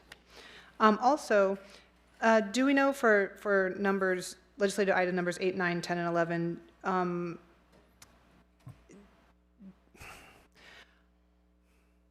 I'm curious if any of these businesses or all of them were open before COVID hit, just for the ARPA item. I don't know if it really makes a difference as far as the grant itself, but the ones that were open before March of 2020, for example. I know Shattuck's was. Yeah, I know Air Force One was not in their current location. They started elsewhere in the state. I couldn't speak to the grocer proposal, but I think it's to the extent that that's part of your calculus. All right. Any other further comment or questions from council? Then we shall proceed to vote on number 8, which is Christina's Creative Hair Design. Mrs. Skank, would you please call the roll? Mr. Horn? Yes. Mayor Slamka? Yes. Mr. Farrell? Yes. Mrs. Carter? Yes. Mr. West? Yes. The yeses have it, and the legislation passes. Mr. Yoder, the next legislative item, please. Ninth item is ordinance number O-2024-58, an ordinance authorizing an American Rescue Plan Act Infusion Grant Program agreement with Air Force One LLC for the acceptance of American Rescue Plan Act funds as a provision of government services to the extent of the reduction in revenue and declaring an emergency. Thank you. Mr. Cahal, anything to add on this one? No, Your Honor. Thank you. Is there a motion to approve the ordinance? Motion. Is there a second? Second. It has been properly moved and seconded. Is there any discussion on this item? What about the amount? Are we discussing the amount? Some of them are, it's like, Yeah, they're all different amounts. Right. There's items listed for what the reasoning for that. It depends on what each person's wanting to use the money for. But there's a cap. I was thinking that yes, the cap was 25,000. Yes. Mayor, may I ask the city manager a question? All these items here, 8 through 11, because we've had this conversation before, they've been fully vetted. They've had to go through the SBE program and get their grants okayed with David, I can't remember his last name. David Riggs, yes. So all 4 of these items have been vetted, and they have gone through the training, and they've gone through all the documentation. Is that accurate? That is an accurate statement. Thank you. Okay. So back to Mrs. Carter's question, the cap is $25,000 for each grant. That is correct. Yes. Yes. So the most that they are awarded is $25,000. Does that address your question? Mm-hmm. Okay. Any other further questions or discussion on legislative item number 9? Hearing none, we will proceed to vote. Mrs. Will you please call the roll? Mayor Slanka? Yes. Mr. Farrell? Yes. Mrs. Carter? No. Mr. West? Yes. Mr. Horn? Yes. The yeses have it. The legislation passes. Mr. Yoder, the next item, please. 10th item is ordinance number O 2024-59, an ordinance authorizing an American Rescue Plan Act Infusion Grant Program Agreement with Shaddocks Family LLC for the acceptance of American Rescue Plan Act funds as a provision of government services to the extent of the reduction in revenue and declaring an emergency. Thank you. Mr. Cahill, anything to add on this one? No, Your Honor. Thank you. Is there a motion to approve the ordinance? Motion? Is there a second? Second. It has been properly moved and seconded. Is there any discussion? Hearing none, we will proceed to vote. Mrs. Skank, please call the roll. Mr. Farrell? Yes. Mrs. Carter? Yes. Mr. West? Yes. Mr. Horn? Yes. Mayor Slanka? Yes. The yeses have it, and the legislation passes. Mr. Yoder, the next legislation item, please. 11th item is ordinance number O 2024-60, an ordinance authorizing an American Rescue Plan Act Infusion Grant Program Agreement with Perez Grocery LLC for the acceptance of American Rescue Plan Act funds as a provision of government services to the extent of the reduction in revenue and declaring an emergency. Thank you. Mr. Cahill, do you have anything to add? No, ma'am. Is there a motion to approve the ordinance? Motion? Is there a second? Second. Thank you. It has been properly moved and seconded. Is there any discussion? Hearing none, we will proceed to vote. Mrs. Skank, please call the roll. Mrs. Carter? No. Mr. West? Yes. Mr. Horn? Yes. Mayor Slanka? Yes. Mr. Farrell? Yes. The yeses have it, and the legislation passes. Mr. Yoder, the next legislation item, please, and the last.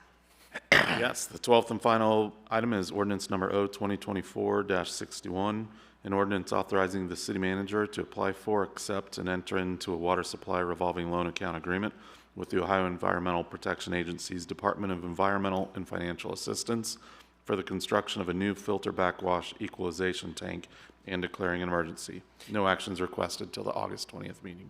Thank you very much. Mr. Cahill, the staff report. Yes, Your Honor, members of council, this would authorize the city manager to negotiate and enter into a loan agreement with DEFA or OWDA for a portion of the estimated costs of the filter backwash equalization tank project. We were fortunate enough to get a little more than $1 million in a grant recently, which for the $3.6 million estimated cost, we are actually bidding the project as we speak. We anticipate a loan application, a loan amount somewhere around $2.5 million. This is part of our 10-year CIP for our water system, and it was included in the rate modeling that that drove the recommendations for adjustments to utility rates previously. Thank you. As this is a second reading emergency, there is no action required on this legislation item tonight. However, is there any discussion at this time? No? Okay, we will be discussing this again at the next meeting. This concludes the legislation for the evening. The next item on the agenda is unfinished business. Do any council members have anything they would like to bring up under unfinished business? Ben, question. If the public emails off council, just whatever, are we allowed to then respond to said person with other council members attached? It depends. Okay. Classic lawyer answer. What you're really getting into is both Ohio's public records laws, but really you're getting into Ohio's Public Meeting Act. Ohio's Public Meeting Act has 3 elements to it.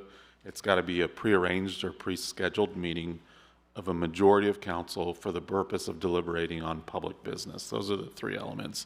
So it depends less so about you responding back to an email from an individual and all of council being on it.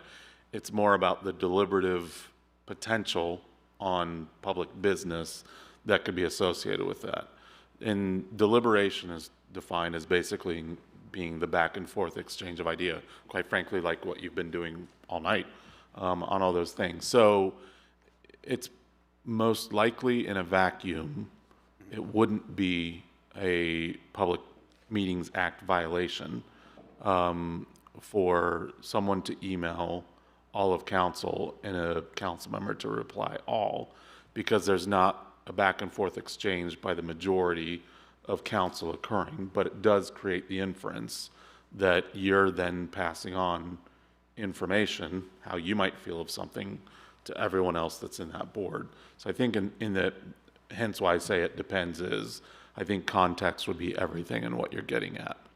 So if a person emails and says, hey, we talked about this offline, but Sure. Hey, I've got these questions on what's going on here with the city. Am I then able to say, hey, here's what's going on, and then copy the rest of council so they understand that this person's question's answered, or should I not do that? I mean, best practices, that's what you generally have a city manager for. They're there to help field the public's questions, so you can pass those on and they can answer them offline as well. But there's, you know, in a purely innocuous sense of, hey, what time is the party on Friday? In a council, and it's emailed to all council members, and one council member says, oh, the block party starts at 7, hope to see you there. I don't think any judge is going to find that to be a violation of Ohio's Public Meetings Act. But if it's something along the lines of, what's y'all's position on X?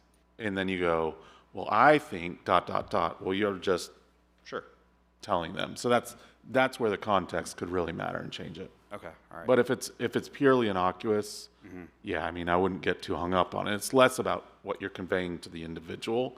It's more about what you're conveying to a majority of your fellow colleagues, and it occurring obviously outside of a duly noticed public meeting. Okay, very good. That's a great question, Mr. Farrell. Thank you, because we do get emails from residents, and they copy all of us because they want all of us to know. I basically usually just respond to them, but then it can get confusing because then it's like, then other people are thinking, oh, nobody's responding, or do I need to respond? So I get, that's a very good question. I guess just saying that in the future it sounds like I could respond to that person, including the city manager, and then also maybe send one out and say, hey, I responded, perhaps, just so people can know. I wouldn't get too hung up on it. I mean, again, context is everything here, so there's never going to be, this is exactly how you should probably always do it. I would probably defer more towards just copying the city manager on it and letting them, with us, help figure out how, if and how that message should be communicated to each other. But I would generally err towards not including all of council on emails that you all send out.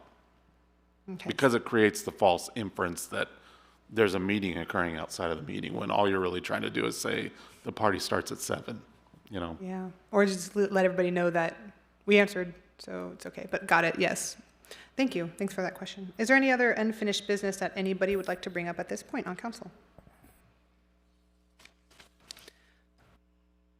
We had talked about, I had a couple things, and we already had the home improvement update. And also curious, is there going to be a third rollout of that? I don't know if we touched base on that a little bit or not. No, I think that's something probably best left to 2025 budget discussions. Okay. As we look to see where the general fund is and whatnot. I think we're in a spot now with the number of projects we have for follow-up compliance and due diligence that'll take us well into the fourth quarter. Okay, thank you. The other thing I wanted to bring up under unfinished business was if we could please have an update on the street pavement markings in the city that are proposed for the summer. Our Public Works Department has quotes, and I think they're now coordinating with, I think, their chosen vendor to get on their calendar. As soon as I hear when we are on their calendar, I'll let council know, but we have everything. We're engaged in generating a purchase order and all that jazz, so hopefully sooner rather than later here, maybe in the next few weeks. And where can people go to find out which streets are going to be marked with lines? Nowhere at present, but I mean, I guess we could always let folks know that through social media or somewhere on the website. But yeah, we have not telegraphed that yet because we're also waiting on pricing and schedule and everything else. Okay, so 2-3 weeks into the month, we should know something. I mean, I don't want to diminish the work, but it's not as havoc wrecking as milling and filling and repaving and reconstructing a street. Typically, this is just done as a rolling maintenance of traffic operation, whether it's done at night or during the day, and traffic's maintained, and As long as you adhere to the signs, you'll stay out of the paint. Okay, yes. It's just a lot of, many residents have written and spoken to me about the lines on the streets, and so I just wanted to give them an update. Thank you very much. Anything else from anyone at this point for unfinished business? Nope. Okay, then we shall move on. The next item on the agenda is new business. Do any council members have any new business they'd like to bring up? Mr. Horn. What's our update with Sherman School Park? I'm sorry, Sherman Park. I went to the school, sorry. Yes, we actually are in the middle of install of the new playground equipment. I know our staff has been working the last 2 days until it gets way too hot, putting out the security camera system. We're working on lighting. I don't want to promise a completion date and maybe even like a little ribbon cutting of it specifically tonight, but I think we're within about 30 days of having everything finished there at Sherman Park. Good.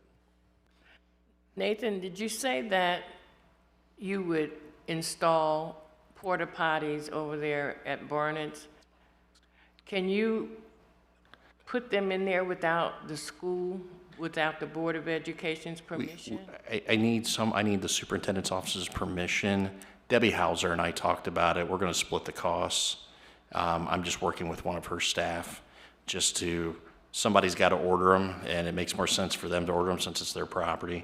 What's the cost on that?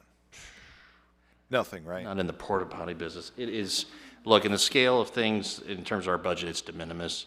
It's hard for me to call, or one of our staff to call, Rumpke or Rent-A-Potty or whatever the company's name is, that we may use. They want to split the cost. Yeah.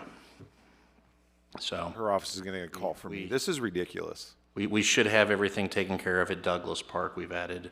This is ridiculous. Another couple, so. So what about a water fountain? That's on the schools. Yeah. That's on the schools. Yeah, that's a new one for me. Happy to plumb it in and explore stuff? Nope.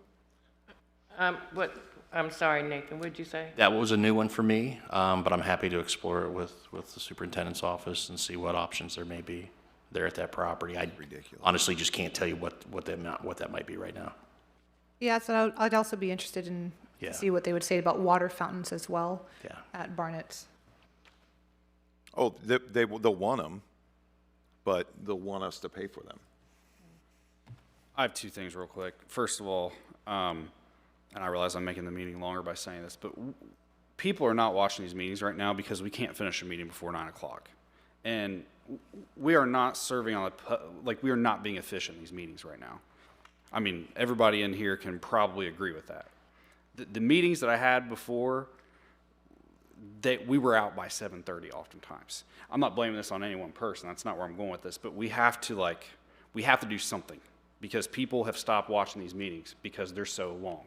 So I don't know, and I'm responsible for this too, right? But if we need to ask all of our questions in advance, I think it's good to ask questions for the public too so they can see it in the meetings, but we have to be more efficient. I don't know what the answer is. We can talk offline, each individual with Nathan or whatever it is, but we got to stop doing these 9, 10 o'clock meetings. Nobody's watching them anymore. We're at this point doing a disservice by doing that. So I'm just putting that out into the universe right now. Second thing is, for about a 2-week period, every time I get on Facebook, I'm tagged in 20 things online, people asking me questions. I'm happy to do that. That's what I ran for, public office, whatever. Steve's on Facebook. I know he's getting the same thing. I know Paul is. But between city staff and we got to figure out some way to reach out to the public better to answer questions and not just answer 1 out of 20 people's questions. And I'm not saying that our job is to always be there to right away answer a question for somebody. But the problem is if you leave it unattained, people reach out to us, and honestly, social media is just the way that we do it. So I don't know if we create a manager's page or if we create a mayor's page to where, Clayton or somebody can help answer questions. This is a direct response. I know other cities do this. Let's figure out what other cities do, because I can't continue to just get online and have 20 Facebook messages and 15 tags on different public websites and all these things. I can't do it anymore. I don't have time for it. No one person does. So I don't know. That's another idea that I'm just floating out there. But if we're truly going to be transparent, we got to do it better, because I can't continue to just get these messages all day long. So anyways, just my 2 things. Yeah, that, a manager's page or something like that, a website or something where people could go, I'd be interested in that as well. Other communities do have things like that.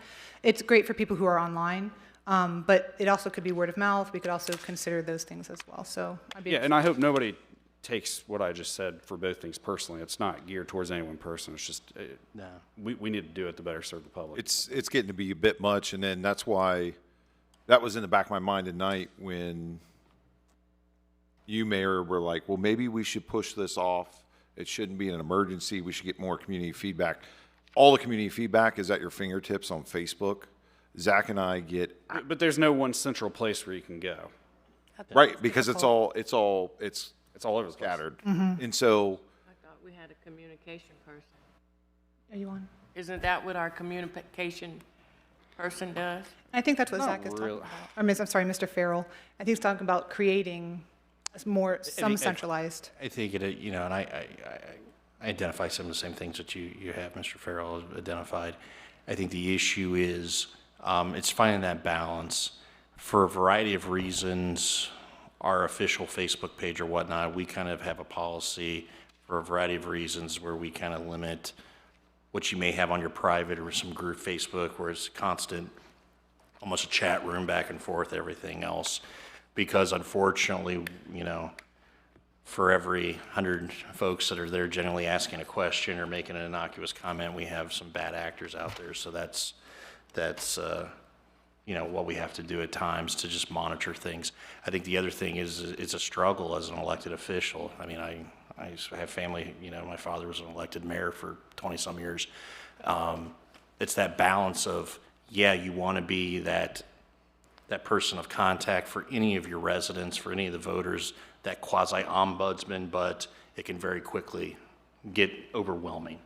And so I think we need to find a better way to direct folks' inquiries that you're still getting and get them used to a different resource to tap into. Yeah, there are still going to be things that folks are going to directly reach out to you as an elected official, as they should. But I think getting people more into the habit of, hey, this is where you can go, and we keep up our end of the bargain at a staff level of, as quickly as we can, making a response or giving them an answer or saying, hey, look, this is kind of complicated. Can you call us? Or it's going to take us a little bit of time. Just provide those expectations. Or maybe we could put the 4-minute talk on our screen so that we won't go past 4 minutes when we're talking. I think that might help. Are you talking about for council or for Council. for council? Having a timed, we could have that discussion. Council have 4 minutes, just like the public has 4 minutes. all I know is these meetings are way too long, very inefficient. Nobody's watching them. I have a public city council page, and I've got my regular page. And it's just, and then city email. And it's just, there's people out there in the community, not the bad actors, the ones that actually yeah. want to engage. Oh, yeah. And they just know that there's people more willing to engage and share information. And it's, yeah, anyway. Let's go to executive session. Well, one moment, I do have some things to bring up as well. Of course. But 4 minutes. this is the only time we get to do this. But to what he was saying, I do think that that's a good idea. I'd like to look at the city manager's page. Also, just to be fair, we do have a lot on our plate. We are doing a lot as council, looking to run these very efficiently. And something that was mentioned, Mr. Farrell did mention sending questions to the city manager beforehand. That's what I do every single week. So that works for me, if that would work for everybody else. And then of course, there are some things that you want to announce publicly as well. One of the things did you have a question, Mr. Cahal? Well, I guess just so understanding, if you want questions answered ahead of time, is that sufficient, or is the expectation then we're going to have to answer them at the meeting as well? Got you. I think only, like for me, It seems like double work, because I can have staff and myself, we can grind out answers all day, but if then the same answers that we get a day or two before a meeting, then we're still asking the same questions, even though you have the answers, but we're still asking and whatnot, it just seems I think that pertains defeating to purpose. what is important for the public to also know. So there might be certain things that we ask and they might come up, and then you're prepared, and then maybe there are certain things like Mr. Farrell was saying that the public would also know. So I guess that would be the conversation. Okay. But I think it's fair to put that in. The one thing I want to talk about was, well, I wanted to discuss our plans for the new city manager, looking for the new city manager. That might put us over time today, but I do think it's important to have that discussion of how we want to go about that. People are asking, people are curious. So I kind of wanted to start that discussion this evening about how we wanted to go about the search. Is that something council would rather put off to another meeting, the next meeting, or do you want to start the conversation tonight? I mean, I'm willing to have like a quick conversation about it because the next meeting will be 5 hours as well. So I'm not interested in a nationwide search. There's plenty of talent within a 50 to 75 mile radius of our area. So the person's going to be somebody that we can personally vet their experience, their successes, their misses, what have you. They'll be familiar with the region. I'm not interested in hiring somebody from Montana, California. It's not going to happen. I'll vote them down no matter what. We need somebody who's local, who knows this area, who has the connections. That's the way it should be. We've hired out of state road shows, and I'm not interested in that. Microphone? Since we're going to have a conversation, I feel strongly that we're going to have to put this before the citizens, and you're going to have to get that living in the city during their tenure, even though we don't enforce it. That might pull someone from Indiana, from Kentucky, from Ohio, from Michigan, from Pennsylvania, saying, no, I don't want to live in Middletown. I want to live in someplace else, close. So that's going to take a vote. So that might be our first focus versus doing this, okay, hurry up offense, because according to what the law director says, there is no expiration on our acting city manager. We have to get this right. So let us take and do the true vetting that we're supposed to do, but that's the one thing that is going to maybe cause someone to say, nope, because I can go to this city or this township and do the same thing, and I don't have to live in their city. And that's fair, especially if we're looking more regionally, because somebody might be able to commute from the place they already call home, possibly. But that has to be voted on. That is in the charter. That has to be voted. That has to be put on the ballot, from what I'm told. I do listen.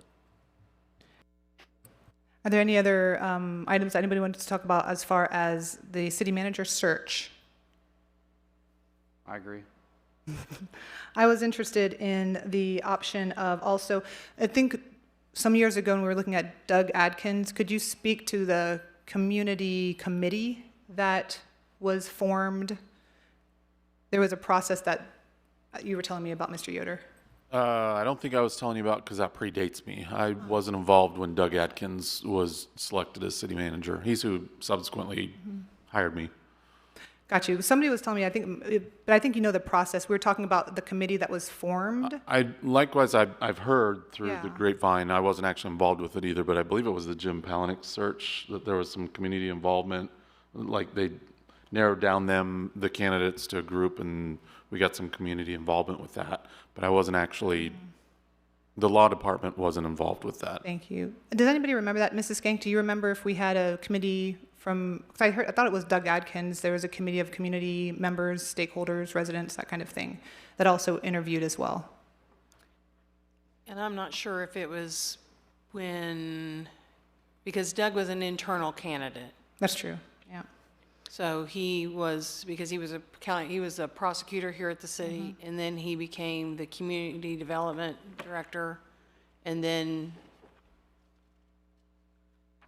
trying to think, my memory is shot, but then he became the city manager, and there were other people in the running for the city manager, but I was not involved in that vetting process. Okay. But then when Mr. Palahniuk came along, I know that there was a committee a community committee that. Okay. And I just recalled back to Julie Kleehammer. She's in the law department, but she kind of knows everything institutional knowledge.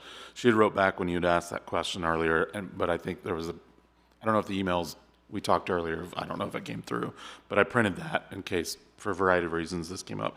Julie had said that various methods over the years were used, most recently for Jim Palnick. We hired management partners to conduct the nationwide search.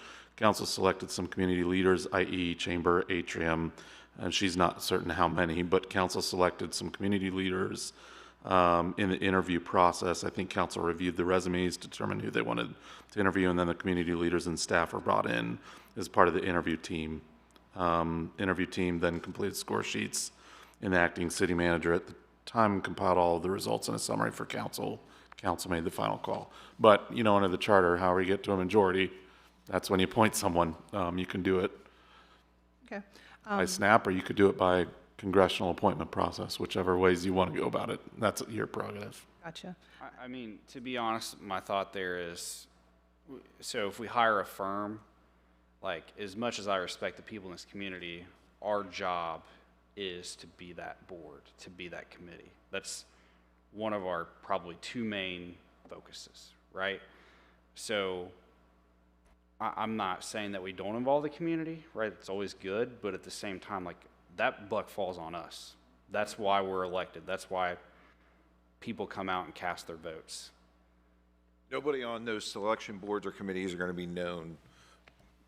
They always hold city council 100% responsible. So while we could look at somebody's recommendation, again, this is business. If my name's on it, I want to personally vet that individual. I don't want them coming from Maine, Florida, Alaska, Argentina. I want somebody that I can personally verify their background in the local region. Because 10 years down the road, they're not going to say, oh, well, so-and-so was on that selection committee and made that recommendation to council. They're going to be like Steve, Zach, all of us were sitting up here and made that decision. Yes, I do not propose that we give over any power or any decision-making authority. It was just the question of how did that work in the past? How do these committees work? And if it's something that we want to do, kind of like we did for police chief or other things. But that's a conversation that I wanted to have tonight. I did like the idea of looking at a national search because that would also include the region as well. But that's just my thought as well. So I guess that's a good start to see what the next steps would be. Do we have anybody in mind that we want to go through as far as an agency to help us start looking? What are the next steps? What about the board of city managers? Isn't there a board of city managers that we could tap into? There is, what is it called? The Ohio League of City Managers. I forget. It's kind of an industry It's more of a group. professional organization. They do trainings or whatnot in terms of executive search. That's not something that they do. I mean, I've seen this done a lot of different ways for varying clients. Some will do national searches. If you're not inclined to do that, some will hire, like you and others around here even lately have hired to help find employees. You can hire more regional companies to do a regional search. You can submit an RFP out there that says, we want to hire a new city manager. Here's the job description. Here's what we think the range would be. Submit your application. You could go find Joe Schmo off the street, and if three of you want to just appoint Joe Schmo, you can do it. But typically people will do some version of advertising, or if they absolutely just know somebody and that's the right person, they'll just do it. At this size, not often do you typically see a true national search. So for the next steps for the next meeting, does council want to take these next 2 weeks to think about this, like the firms and what our next step was going to be, like who we're going to be hiring, and then we can discuss at the next meeting? First thing, we need to get what Councilmember Horn was talking about. I mean, we're putting the cart before the horse here. Well, then that's the next step then for the next That's meeting. the next step. I mean, here's the thing. I'm not interested in hiring some agency or some firm. This is our city. We live here. We know what's worked well in the past. We know what hasn't worked well in the past. We have a lot of those examples. I'm just not interested in hiring somebody from Nevada. I'm Well- not going to support it. And that's a conversation to be had, and that's what we're doing right now. So, yeah, I'm interested in national, but we can certainly do regional. But as you said, maybe the next directive at this point is to ask council, or I'm sorry, to request staff to prepare some legislation, or the next steps for the charter. I mean, it depends. Bluntly, you're too late to make it onto the November That's true, election. yeah. So if you want to legitimately amend the charter Mhm. to take out sometime during the tenure, they'll have to be a resident here. Mhm. You're not going to get that on until the spring. So then do you want to wait until the spring to initiate your search after that's potentially at the will of the electors taken out of the charter? Maybe yes, maybe no, but that's, I think, bluntly the question What are the thoughts on that? Councilmember Horn's getting at. What's the hurry? Yeah, he wanted to table it. Why are we doing a hurry-up offense on this? Understood. That's fine. I mean- But is that No, what people? Hold on, I'm not done talking. See, then I say to you, Mayor, I mean, we have 3 individuals here that are not from here, good job, that really could help us out here while we do this thorough search. And that's what I've said throughout the whole process of what we had to do to make it this situation. That's why I suggested we table it.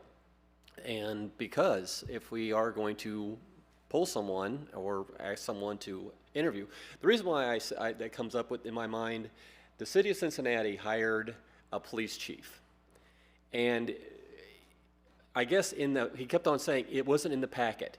They asked him to do some police training, and he would not do it. And he was from not Ohio, not Kentucky, not a touching state. And it's like, but they were asking him to do police training. And, why are you fighting this? And he resigned, and he became a police chief someplace else. So my thought is why tell someone you have to live in the city limits when you can live in another city, another township? Because maybe you like to play golf a lot, or maybe you like to do something else. So again, what's the hurry? We have talented people here, and we're also having to hire some people. We don't have a city planner. We don't have an airport manager. Again, we have a lot to do, so why are we such in a hurry here to do this? Is there some magic button that's going to happen by the 4th quarter that no one's telling me again? No? Okay. So why are we in a hurry? I was not in a hurry to get this done. I was wanting to know we can tell the public what the steps are because people are curious. So it sounds like the next step would be to put this on the ballot in the spring. Is that kind of what everybody's thinking? Ben, what's it cost to go to ballot on something like that? I am not an expert on Board of Election things, but I think that if you are on a regular election cycle, it costs you next to nothing, if anything.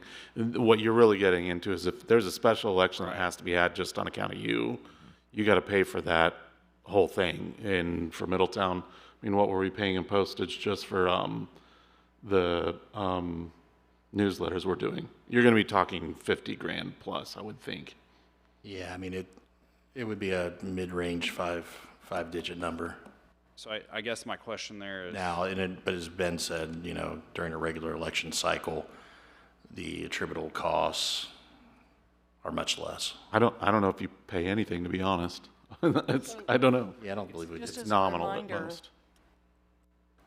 Just as a reminder, the library, that's why they came and got the ballot Good point. on there, because the library said to run their levy now would save them $100,000. Well, it also, they're trying to raise the taxes, and if they can't raise the taxes, then they want to try again to kind of keep them where they're at, so that's the other reason. And I'm not discounting that. Yeah, We're talking about what's the cost of an election. The library said it would cost them $100,000 Yeah. to go in during a special election. So the only point I was making there, and I'll be quick, is that I wouldn't want to pay extra money in order to try to, get this done in May, but if we want to go ahead and set it up, I want to set the city up long-term, so I'm okay with doing that in May. I mean, I don't think there's any reason not to if it's only, minimal. Is there anything that we can do to just say, I guess, we're going to put this to the ballot so it's kind of like implied that this is going to be looked at, I guess, for future city managers to understand that. I guess this is the only way putting it to the ballot in the spring. So. And I'm verifying that now. I want to make sure I'm right, but I'm 90% sure it's too late for November. If it's not too late, then. That's what I want to, because I'm going, wait, we're August, beginning of August. I'm thinking of initiating all the bond levy issues. That takes more time, but Yeah, I thought it was like, a little thing called Google will get me there pretty quick, I think. Actually, I think it is 100. So it might be possible? Maybe, no. Brody, my man, comes to save the day and says, tomorrow is the deadline. I was literally No. about to say it's like 2 or 3 days away. Yeah, okay. It's tomorrow? Correct. For November. To get something on. What's tomorrow? The 7th. The 7th. Oh, yes. Everything ends on the 7th. Well, we're not gonna do that because we don't know what the costs are gonna be. I'm not gonna contribute extra taxpayer funds. My personal opinion. yeah, that's a little, In order to do it, we would have to have council initiate legislation to put it on the ballot. I don't feel confident that I could have that done if we took a break tonight. I could try. I would think council would have to decide whether it would like to call a special meeting tomorrow to approve it. So the question is, if we want to put this to the people to change the charter, if we want to have a special meeting tomorrow in order to do that, And you would or have just to have wait? an emergency meeting because it requires at least 24 hours notice, unless we want to schedule this for like 9:45 tomorrow night and get the notice. I'm kidding. No, so it's not going to work. Yeah, I'm Okay. kidding. So I'm we're gonna kidding, wait. But yeah, it would have to be an emergency. It doesn't seem possible. So, okay, so the next step for council, so just to encourage, to let people know what we're thinking, what we're doing, the next step sounds like we're going to wait and look at the spring, and we can continue having these conversations. Okay, well, thank you. Does anybody else have anything under new business? All right, so hearing none, we'll move on to the next item. The next item on the agenda is executive session. And do I hear a motion to move to executive session under the authority of ORC 121.22G1 to consider the appointment, employment, dismissal, discipline, promotion, demotion, or compensation of a public employee or official, and under the authority of ORC 121.22G3, conferences with an attorney for the public body concerning disputes involving the public body that are the subject of pending or imminent court action. motion. Do I have a second? Second. It has been properly moved and seconded. We will proceed to vote. Mrs. Skank, please call the roll. Mr. West? Yes. Mr. Horn? Yes. Mayor Slamka? Yes. Mrs. Carter? Yes. Mr. Farrell? Yes. The yeses have it, and the motion passes. We will now proceed to executive session. We will be returning to open session to adjourn.